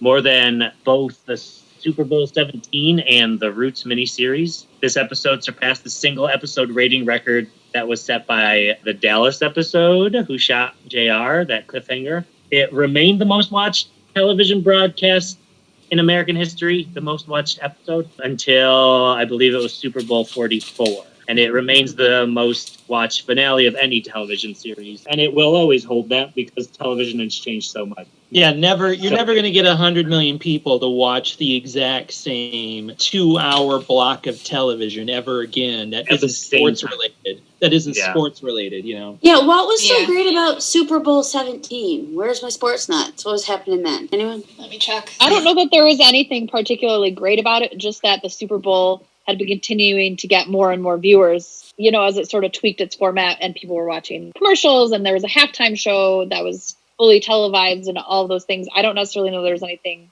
particular about that Super Bowl. They just got bored with it after that year. Like from 18 on, people were like, meh. Bored with that, and I think things started opening up to same thing with with shows in general. There's more channels, there's cable, there's Well, and there's a lot more counter Super Bowl programming as well. I mean, a lot of other networks are specifically programming things that they might think will pull viewers away from the Super Bowl. So probably a combination of all things. And there might just be less subscribers to regular TV in general. I don't know what your households are like, but I don't have regular access to live sports in my house. Heck no. Anymore. And it didn't have the market share, I think, if I recall correctly. So even though the Super Bowl had more viewers, MASH had a higher market share for that time slot. So there's just more people consuming media as the population increases. Super Bowl 17 was the Super Bowl that aired the exact same season as the MASH finale. I don't know if that has anything to do with it. I think that statistic was just comparing it because it was the same. I was going to say the only thing I can think of, at least looking at like Wikipedia right now, so it was the Washington Redskins and the Dolphins. The unrelated, that's when the Redskins won their first Super Bowl title, but I guess there was also a strike in 1982, so their season was a lot shorter. So going into 83 for the Super Bowl that year, maybe more people want to watch it since they had a short season. No, the Super Bowl that surpassed it is Super Bowl 44. Oh, that was like the more watched in February 2010. at the time. Yeah. Sorry, that might have been confusing. It was more watched than the Super Bowl of that year and Roots, which came out that year. That's why they say Any actual sports fans are frustrated right now. They hate us. They hate us. But they had to suffer through the Gwen Verdon situation too with us. But they're really like, they're gone. They're going to tweet at CPU Podcast, and we're here for it, guys. We want to read those tweets, so keep them coming. Yeah. So I just want to say that if you are a sports fan and you're tuning into our podcast, you know that we never talk about sports. Keep that in mind, people. So the Super Bowl 44 was the Saints versus the Colts. And the Who was the halftime show. So there was a lot going on. And they wrote what became a Broadway musical, so it all comes together, you guys. There you go. Collided. I am psyched. They wrote so much more, but we'll continue. I understand that. Now we're going to get angry tweeted at by Who fans, too. Oh, we're not. They love the Who's Tommy. Anyway. So goodbye, well, and amen is what we're talking about. Yes. Can I ask from a place of pure ignorance, how did the episodes get broken up? Because I was really confused when the finale came up, because I was like, I've seen this, but I have never seen the finale. And I think you mentioned for syndication they pieced them out. Does anybody know how they cut them? I can't tell you offhand, but I've definitely seen it just where it would end and start back up, and I don't know at what point. Goodbye Farewell Amen was not part of syndication originally, and it was shown like as sort of like specials. So I don't think it was, I read this earlier, now I can't remember exactly. It wasn't available again on TV for like 10 years. They showed it as like a 10th anniversary special. Oh, wow. And then after that, it was available. I think whoever was syndicating at TV Land or whatever would be like, here's a MASH marathon ending with the finale, but not necessarily ending with season 11 leading into the final episode. Because I have such a clear memory of the chicken on the bus episode, but I was totally convinced I hadn't seen the finale. So I was trying to fix that in my brain. No, yeah. I'm pretty sure FX broke it up because they would only air like an hour of MASH in the morning and an hour at the end. So I don't know if they just broke it up into 2 hours or what. When I was when I was getting back into MASH, when it was on FX. This is the first time I've watched it all the way through. I can't tell you if my parents had it on when it originally aired. I don't remember that. So I'm just going to say that this is legitimately the first time I watched the finale. And super, super powerful episode. I walked into it. There's a lot of talk about it. It's one of those hallmarks of television that literally gets mentioned anytime conversation about the greatest TV is brought up. Goodbye Farewell Amen is considered one of the hallmarks of television. Not only as a finale in the sense, but also just in terms of the way it was presented, its writing, its performances. I did not know what to expect. The only thing I knew was the iconic shot of the helicopter pulling away and the rocks saying goodbye. Everybody knows that scene, even if you haven't watched all of MASH at that point. So when I was watching it, I actually made special time just to watch this finale because I knew it was the big one. I did not know about the chicken on the bus scene. Caught me completely by surprise when we realized what the chicken really was. I might start crying right now, but I cried for, a half hour after that. Like I had to push pause and start. I'm doing it now. I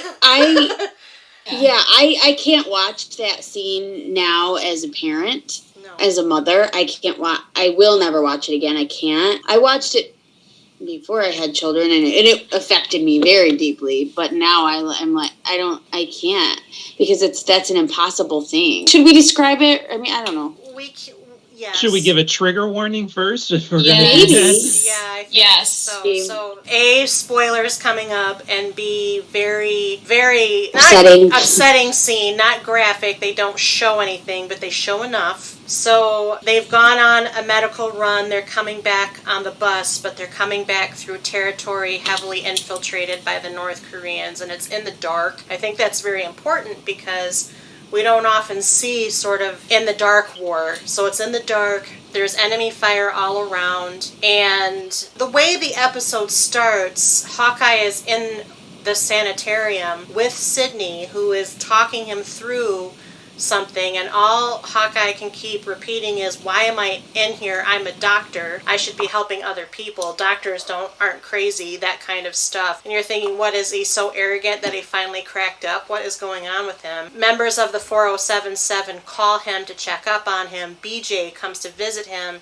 You're like, what is going on? What has happened that's affected him so? And he keeps flashing back because Sydney is prompting him. He's trying to get him to acknowledge a repressed memory, which is why that earlier episode about falling through the ice is so important. And what he's remembering is that there are a bunch of refugees, South Korean refugees, on the bus, and he has remembered it as a chicken who's making noise. And he turns to the middle-aged woman who he thinks is holding a chicken and says, will you keep that thing quiet? We're going to find out. He yells it at her. The first flash of the memory is you think that the woman has broken the neck of the chicken, but then he remembers that the chicken is actually a baby and that she smothers the baby to keep the baby quiet. Accidentally, we think, killing the baby, but maybe on purpose.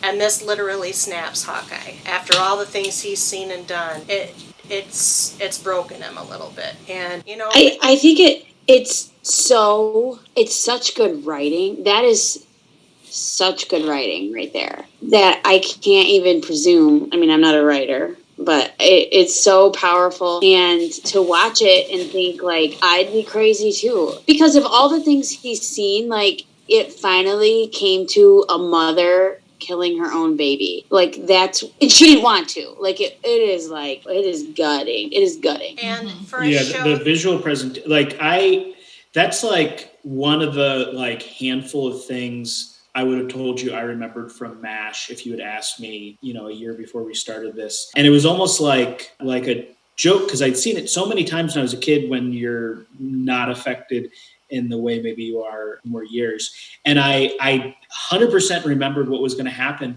but it's still like, it's just a little subtle move where they pan down and show you the baby. And I was like, oh man, it still gets me. And I would not have guessed that it would continue to be effective, having seen it a dozen times, but it was. And for a show that's about war, that finds the comedy in war, after 11 seasons and 200 some odd episodes, this is literally the darkest moment of the show. And it just catches you.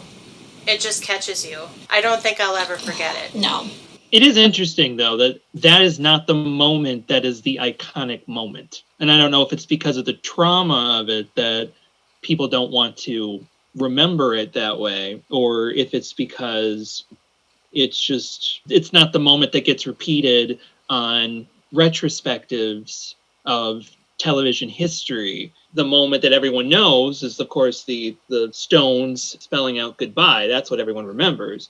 But if this is the climax of Hawkeye's 11-season arc, if this is the moment that the entire series has been leading up to, and what really brings him to come to terms with his time in the war, then it's interesting that we don't really talk about that moment at all when we talk about this show. I think I don't know if it's the trauma of it or not. It might be. I mean, we're talking about it now, and I do think it's something that, in general, people might want to avoid. Because, like, in retrospectives, I feel like those are more, like, frosting type shows. They're just talking about the highlights, the happy moments. But it was a tough task that they set out to hit. But I think it's important that they did. It gives credence to all those moments. They're honoring what's happening in wartime and how they're treating that with the weight and seriousness that it deserves, and brings it to the finale. There should be something, this bigger story to tell, and they do it well. It doesn't seem forced. It doesn't seem cliche, or it doesn't even seem out of nowhere. They're in a war and atrocities happen. I think it's this episode, this finale really put MASH over the top with it being one of the best shows in TV history. Because it can balance those dark moments with the light. And speaking of the light, so then you get past that moment, and Hawkeye is able to process that trauma a little bit with Sydney's help. And then we revert to a second hour of this episode, which is literally a character-by-character protracted goodbye, where every character in the main cast is serviced, not only individually, but in terms of each individual's character to the other individual characters. Which I don't know many shows that have achieved that. Friends is one I can think of, but that's because they were an ensemble from the beginning and are an ensemble by the end. And maybe ones like Cheers. Cheers also comes to mind that way. But it's very rare where you can get such a complete sense of closure from a sitcom, where all characters get to have really big moments to shine. Klinger gets to get married to Keiko. I mean, what the heck? And the scene where Hawkeye and BJ say goodbye to Potter, and he rides away on the horse whose name I can't remember right now. What's the horse? I thought it was Sophie. Sophie! That is the name. Sophie. Is so fitting, and the whole tete-a-tete between Charles and Margaret over the book. I mean, there are very few things I would call perfect. I think this finale is perfect. I don't know how to say bad things about it. Yeah, I agree 100%. Each character. They do each character justice for their story. We talk about Charles's dimensionality, and music was his escape from war the whole time, and it just, his storyline with the prisoners of war teaching to play music, and then what back then, that's just the enemy in society back then, and those are the ones that will forever change him and mark him going on and affect his relationship with music, that one thing that he used to escape. Which also reminds me of the scene where everybody gets to say what they're doing after the war. Mhm. Oh, And you get all of the supporting characters being able to say things. How often does that happen? Yeah, not often. No. And say the storyline for Father Mulcahy kind of got to me too. I didn't even put the two and two together when he was talking about how, while he was losing his hearing, that he needs to be able to hear as a priest in order to help absolving confessions and stuff like that. It took me a second to realize, wait, that is right. You do kind of need to be able to hear. Yeah, but then they do give him the send-off, and he kind of has direction. I don't know if they follow up with it in the spin-off, but he wants to help specifically individuals with hearing, I think deaf children, I believe. I don't know if it was an orphanage or not. I appreciate that they all leave with scars of some kind, and none of them really visible, other than, I guess Father Mulcahy's is also not visible, but is a actual physical scar they're going to carry with them back into the real world. And it's such a point of realism in a show about war. Yeah, we're hitting on all the points. Also, the fact that Klinger is the one staying behind in Korea, despite the fact that he was the one who wanted to leave the army the most. I called that one when he started getting all lovey-dovey. I was like, oh no, he's going to marry that girl and he's going to be in Korea. Yeah, that's classical comedy, but at least he's not in the army, right? He's not, but still. So he's still getting out of the army, which he, in that earlier episode, was turning to because of his ending relationship with his previous wife, Laverne, is why he re-enlisted that other time that he got out of. And I cried throughout that second hour, too. I just cried and cried and cried. There was a lot of tears for TV. MASH, you affected me!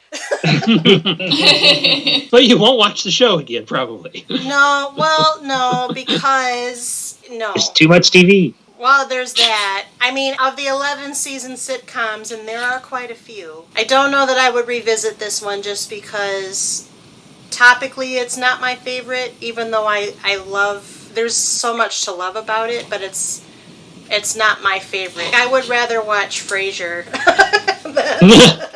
than MASH, but I enjoy MASH. I enjoyed my journey. I'm glad I watched it. I do not regret it. I think it's an amazing show, but I don't think I could sit down and watch it again. No. Yeah, I think for me, after watching it through, or rewatching it after so many years after seeing reruns, I think it's one of those series where it's maybe for right now, especially with so much other options for TV and content essentially to enjoy or watch and partake in, I still think it's one of those series where it's you need to watch it through at least once, and then whether or not you want to rewatch it, whether as a series as a whole or highlights or rerun episodes, that's always there too. Yeah, I can watch an episode or two. I would just never sit back and do all 11 seasons straight through I did. Yeah, I can see that. This is one of the shows that makes me miss having cable, because I think for me is there an hour block in the morning on FX or something? I would totally watch it, but to just sit down and find it on Hulu and rewatch it, especially with streamings. There were entire episodes where I would watch the same commercial every single commercial break. Oh, and gosh, yes. So that also takes away from the experience, I think, of rewatching it. But if I had regular TV and I happened to come across or a Sunday afternoon MASH marathon, I'd totally just sit on the couch and watch however many hours they were going to put on. But I think in terms of intentionally rewatching it, it may not happen, at least not for a while. Yeah, there needs to be a Nick at Night app that will randomly put classic TV on. You don't have a say in the show. It just yes, will drop you into tonight it's Three's Company, followed by Dick Van Dyke. I'm surprised they don't have that option yet for Netflix and Hulu. Netflix is coming up. They have a shuffle. They have a shuffle, yeah. Mm-hmm. They do. Okay. I feel like what you're describing is just watching live TV. You don't Yeah, get but to we don't have that, Sarah. I know, we're poor. I bet lots of people still have it. My parents do, but then they have the Amazon Fire Stick, and I had to help troubleshoot that over the weekend to fix it. So I think they're going to try and get rid of cable at some point, just because they have so many channels that, like, they don't watch anymore. Yeah. Well, my mom actually has cable still and watches MASH reruns all the time. So I know someone's doing it. Yeah, it's just having cable, I guess, is the answer, and that's not worth it. I know. Well, and I think it is a little, I mean, I'm not trying to say like I'm so young and hip, but I think it is a little generational.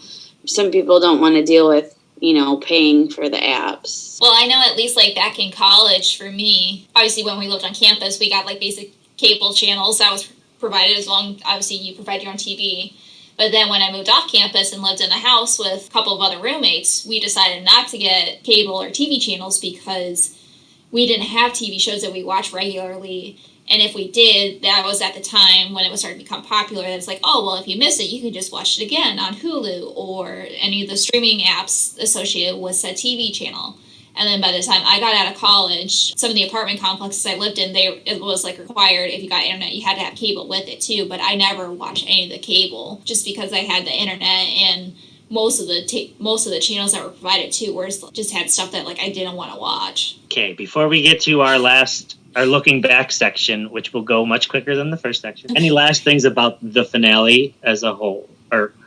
I just love the end with BJ, and I just love it. I just love it because it mirrors what happened with Trapper, but this time he gets it right, and he leaves a message, and it is able, I don't know, it feels healing probably for Hawkeye and healing for me as a viewer. Oh. Yeah.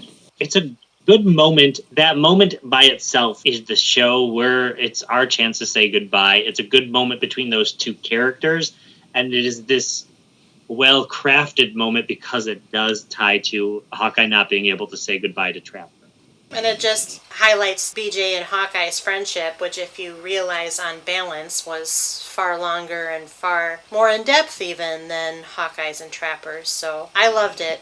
Okay, so I have a couple of looking back questions that I might skip a couple. Does anyone have a favorite character episode from the whole show that they just want to shout out? We would have already discussed it in detail, but just looking at it as a show, if you were going to rewatch MASH, if you were just going to watch 1 or 2 episodes of MASH, which ones stand out? Mm-hmm. Yeah. For me, I can't remember what season it was. I just remember Radar was still in it, but it was when Father Mulcahy is talking to the different patients about trying to help them find closure or comfort after essentially getting hurt. And then one of the soldiers says, well, you're never going to know because you're never on the front line.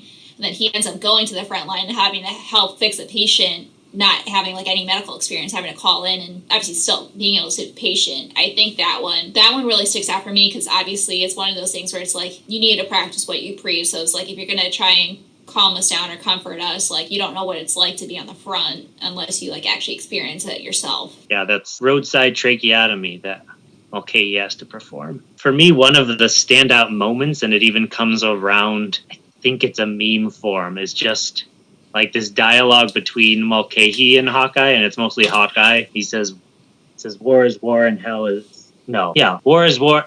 Frank says war is hell, and Hawkeye says war is war and hell is hell, and between the two, war is worse.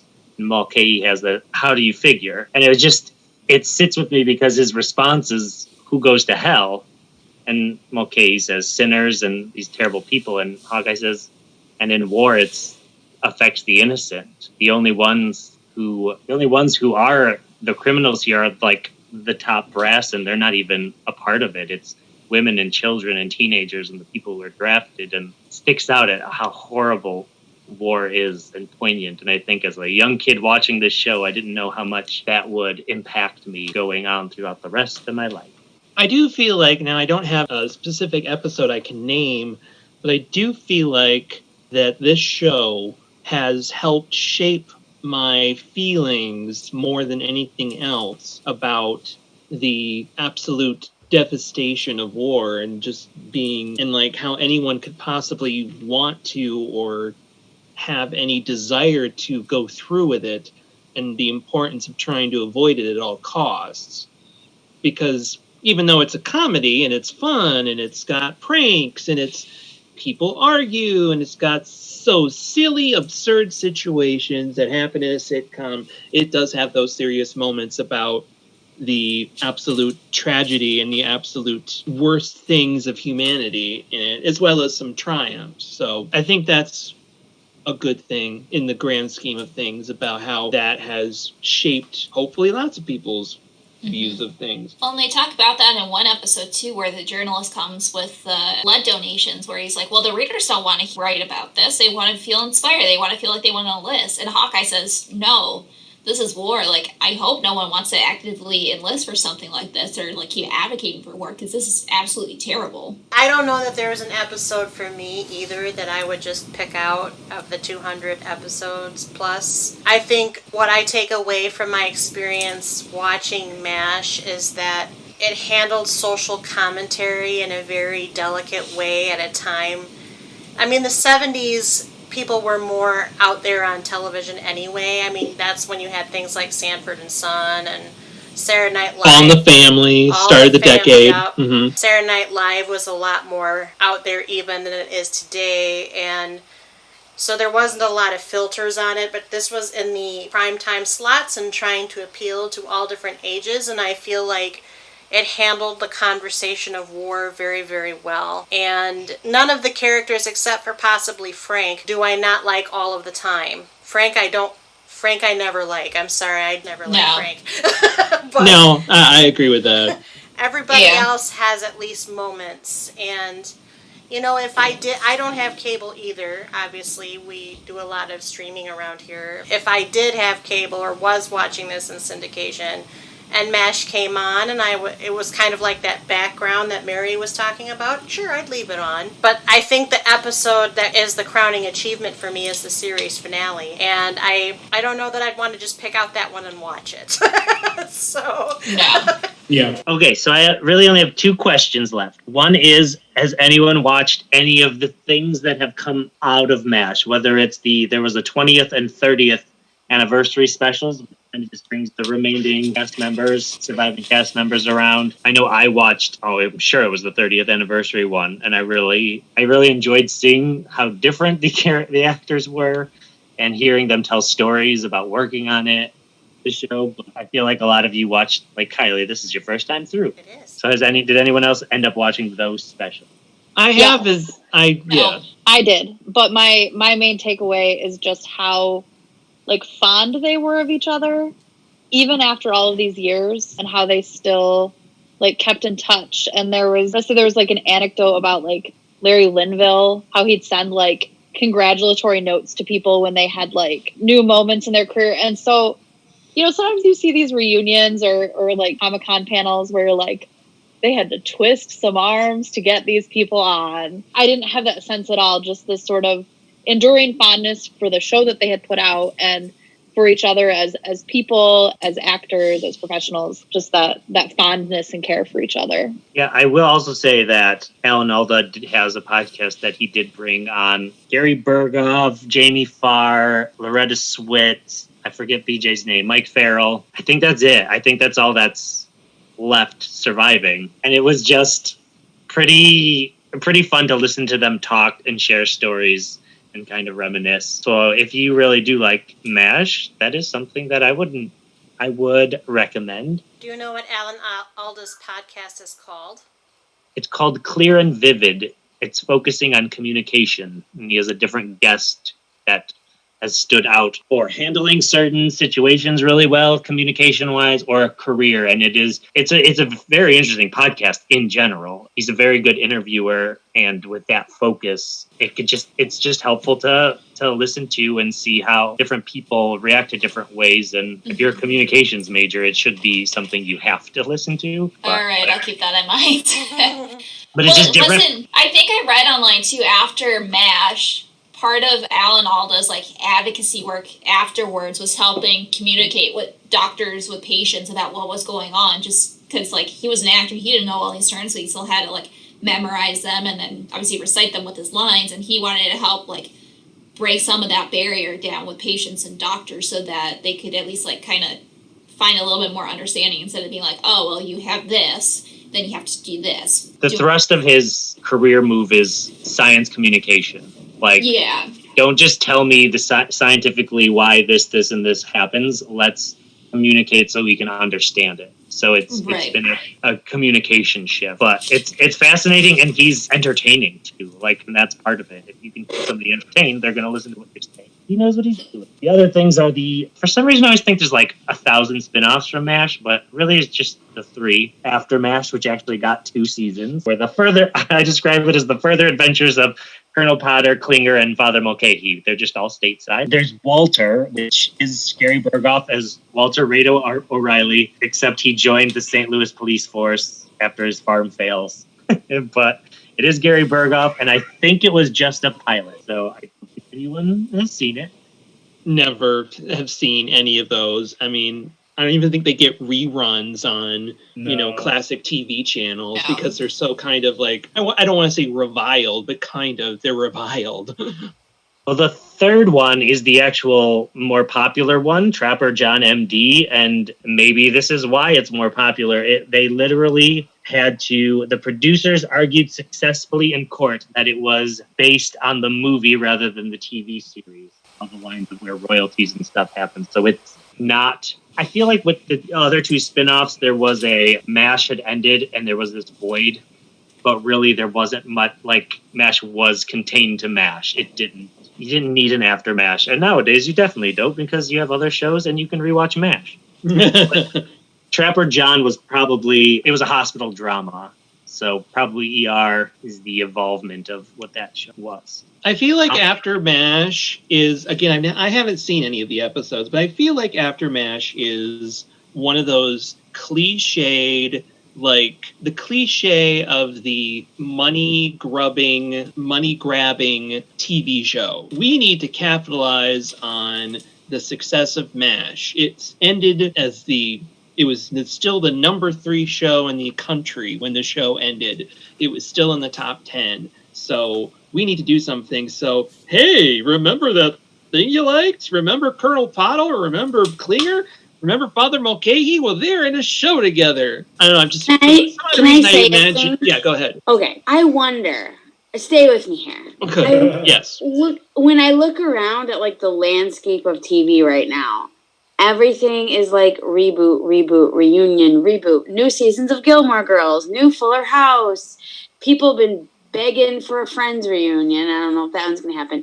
But I kind of wonder if it's because it was on for so long that people took such comfort in those characters and they just wanted to see them again. Like, that's the optimism in me, hoping it's not just a money thing. But I kind of feel like that's our instinct. We get really attached and we just want to see it again. I agree with that, but I think one of the reasons it was able to exist is that there was enough people like, well, hey, this probably will do well because of this and it will make us some money. That's true. At the exact same time that After MASH was on, there was, All in the Family lasted like 9 seasons, and then it ended, and then they brought back Archie Bunker in Archie Bunker's place. And it was just like, oh, hey, it's another kind of extension of the show that isn't really the show, and it's just like... They killed Edith. They killed Edith. I feel like there are other examples of this, of a long-running TV show, or just that gets There are. a spin-off. There's tons of them. Joey.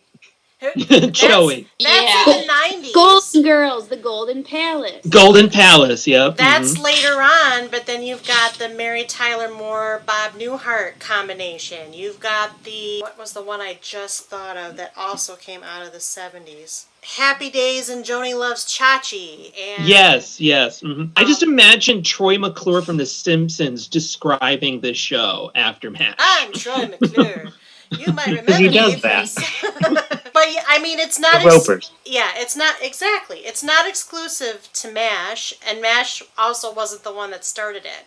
And it was on for 11 seasons, as we've already mentioned. It was highly, highly rated most of its run, and it's not surprising to me that it birthed a few spin-offs. I don't even know if Trapper John MD counts as a spin-off. It's not. Legally, I don't think it does. I don't think it No. can. And it wasn't what's his name as Trapper John. It was somebody else. Wayne Anyway, Rogers, yeah, it wasn't Wayne. It was not Wayne Rogers. It was Rogers. not the Trapper John from the movie even. It was somebody No. totally different. So, Some bald, bearded gentleman. yeah, it doesn't surprise me.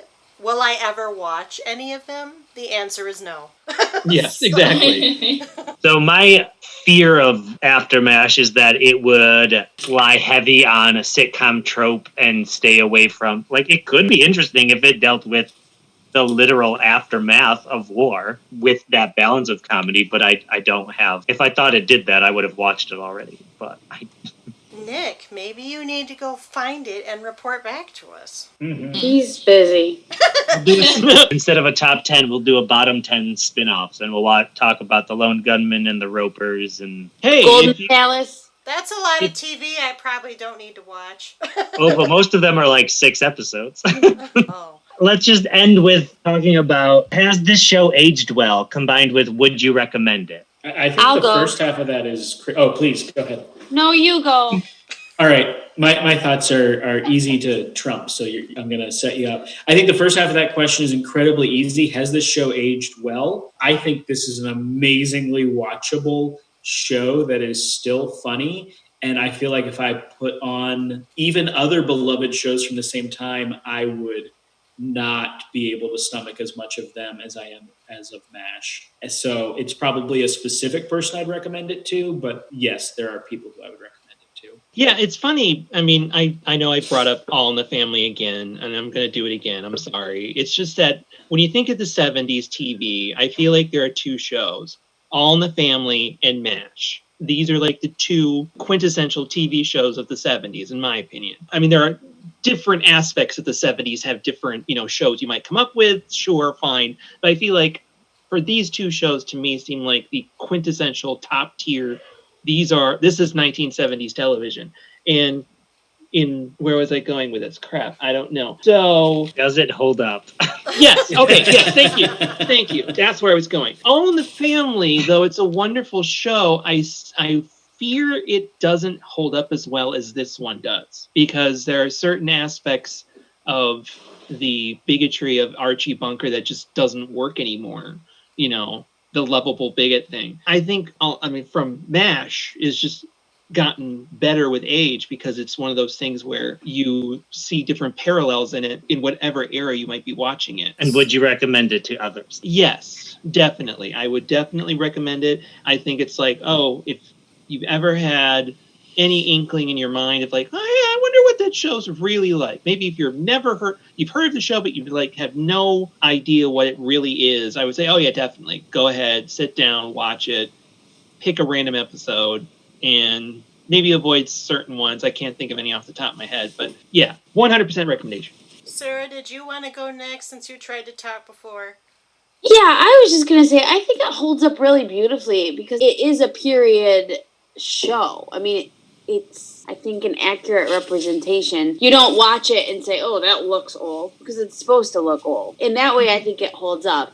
And I have recommended it to people before, so I probably would still. It's not one that I, run down the street screaming to everybody, watch this. It's, oh, you're a fan of this kind of a show? Well, you've watched MASH, right? Wait, you haven't? Where have you been? Watch it. Mm-hmm. That's kind of how Sarah talked to me. Yeah, I know what I am. I think it holds up because it's about people. I mean, yes, it's about the Korean War, and they throw in enough references to the decade and places within Korea and those kinds of things to set it within that time period. But it's really about people who have to work together.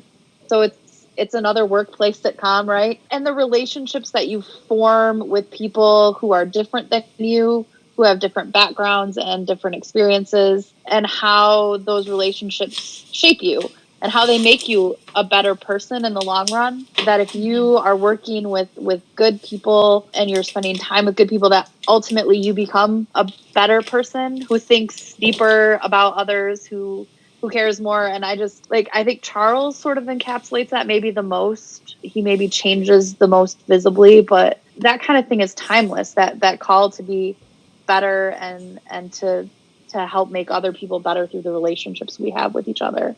I mean, I've said it before already. If you haven't seen it, I would definitely recommend watching through it again. Obviously, it's meant to be a period piece, and the fact it's set in during the Korean War.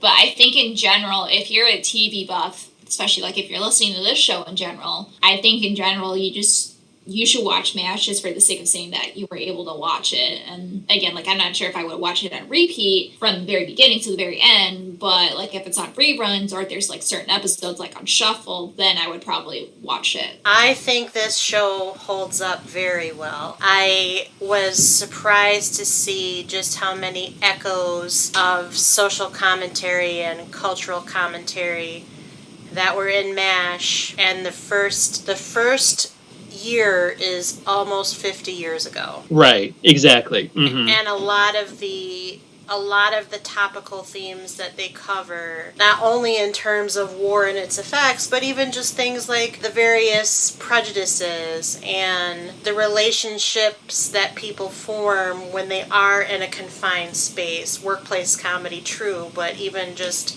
this type of confined space where there are outside stressors, and a lot of the sitcom formula that got repeated over and over and over again into things like Cheers, for example, which started the same season that MASH ended, by the way. I think it holds up amazingly well. It is very funny. I laughed out loud a lot watching this show. It's very well written, it's very well performed, and it's the kind of thing that I probably would recommend to most people. Now, I have had a couple of people turn their nose up at me when I was saying I'm watching MASH, but at the same time, I can't call myself a self-respecting TV lover without hitting on some of these shows. One of them is Breaking Bad, which I'm also watching right now. One of them is MASH. I don't think I would limit this recommendation. I would tell people to watch it. It may not be everybody's cup of tea. It may even feel a little old to them, a little aged, just because it's been around and in the pop culture lexicon for such a long time. But I think if you haven't watched it, you should take some time to watch it. And you should definitely watch the series finale, which is only going to hit in any kind of emotional way if you've watched enough of the series up until the point. I agree with so much of what you said. I think it holds up in a number of ways. I mean, the sad way that it holds up and doesn't feel as old as it is that we're dealing with some of these topics, these hot topics, I guess, that it almost hits you harder because you realize, well, it's been 70 years. There's with whether they deal with homosexuality, they deal with bigotry, they deal with all of these things that just unfortunately still need to be talked about because we're still rehashing them. But it also, one of the reasons the show is so good is it balances that comedy and the drama so well, and that both aspects of the show hold up. The comedy is well-crafted comedy, and when that happens, it doesn't necessarily age, and it's just a well-made show made by people who knew what they were doing and cared what they were doing. So yes, I think it holds up, and I would recommend it. And unless somebody cuts me off with any last words, I think that's where we'll be ending our retrospective of MASH. Anything? Goodbye, farewell, and amen. Ladies and gentlemen, take my advice. Pull down your pants and slide on the ice. And with that being said, now Kylie can say this. Thanks, Nick. Thank you for moderating this retrospective. I hope it fulfilled your every last wish. And thanks to and thanks to Josh and Jen and Mary and Michael and Sarah, not to be described as Nick's wife, for joining us to talk about MASH. And because we've retrospected about MASH as much as we're going to retrospect, it's time for the credits! Couch Potatoes Unite! Exclamation Point was produced by Back Pocket Productions, run by yours truly, the Chief Couch Potato, which is really another way of saying executively produced by me, Kylie Piette. My associate producers are Krista Pennington and Selene Rezmer. I edit this podcast, and our logo is by Rebecca Wallace. Our marketing graphic artist is Krista. Our theme song was written by Sarah Milbratz and sung by Sarah, Amy McDaniel, and Kels Rezmer. Kels played the keyboard, Ian McDonough played the bass, Christian Somerville played the guitar, and the whole shebang was engineered by Kyle Aspinall and Christian. We hail from Grand Rapids, Michigan. Please, if you like what you hear, take the time to rate us, give us stars, provide comments, or review us wherever you get your podcasts. Apple, Stitcher, Spotify, iHeartRadio, CastBox, and Amazon are just a few of the places you can find us, but we're also on YouTube. We have our website, and we're now on Patreon at patreon.com/CouchPotatoesUnite. If you really love us, pledge your support by becoming one of our United Couch Potatoes as we grow our little sofa-populated corner of the world. Otherwise, feel free to tell us how we're doing, what we should add, subtract, keep, or toss. You know how it goes. And if you have suggestions for shows we might consider, contact us at our website where we have a guest book, by email at couchpotatoesunitepodcast@gmail.com, our Facebook, our Twitter at CPU Podcast, our Instagram at Couch Potatoes Unite, our Patreon, or wherever you get your podcasts. Though, of course, we add new and old shows to chat about around the water cooler all the time, and always have new episodes coming down the pipe. Just listen to our intros. If you miss old episodes or want to know in general what shows we cover, just search for us. Find us wherever you do searchable things on the internet. Don't forget that exclamation point, or contact us via our website, our email, our social media accounts, and our Patreon to stay up on all the new events and episodes by our humble little podcast, Couch Potatoes Unite! Exclamation point. Until the next time, all available seasons of MASH are available to stream on Hulu, which houses a large proportion of the 20th Century Fox library. For now, our MASH series is done, though I wouldn't be surprised if references to MASH cropped up in other discussions from time to time. They have already, and they probably will continue to do so. In the meantime, if you have nominations for shows we should cover on our podcast, contact us via social media or email. You can volunteer to be a panelist too. In the meantime, and until next time, until next episode, new episodes are published every Wednesday. Keep listening, keep watching, stay tuned! Bye-bye.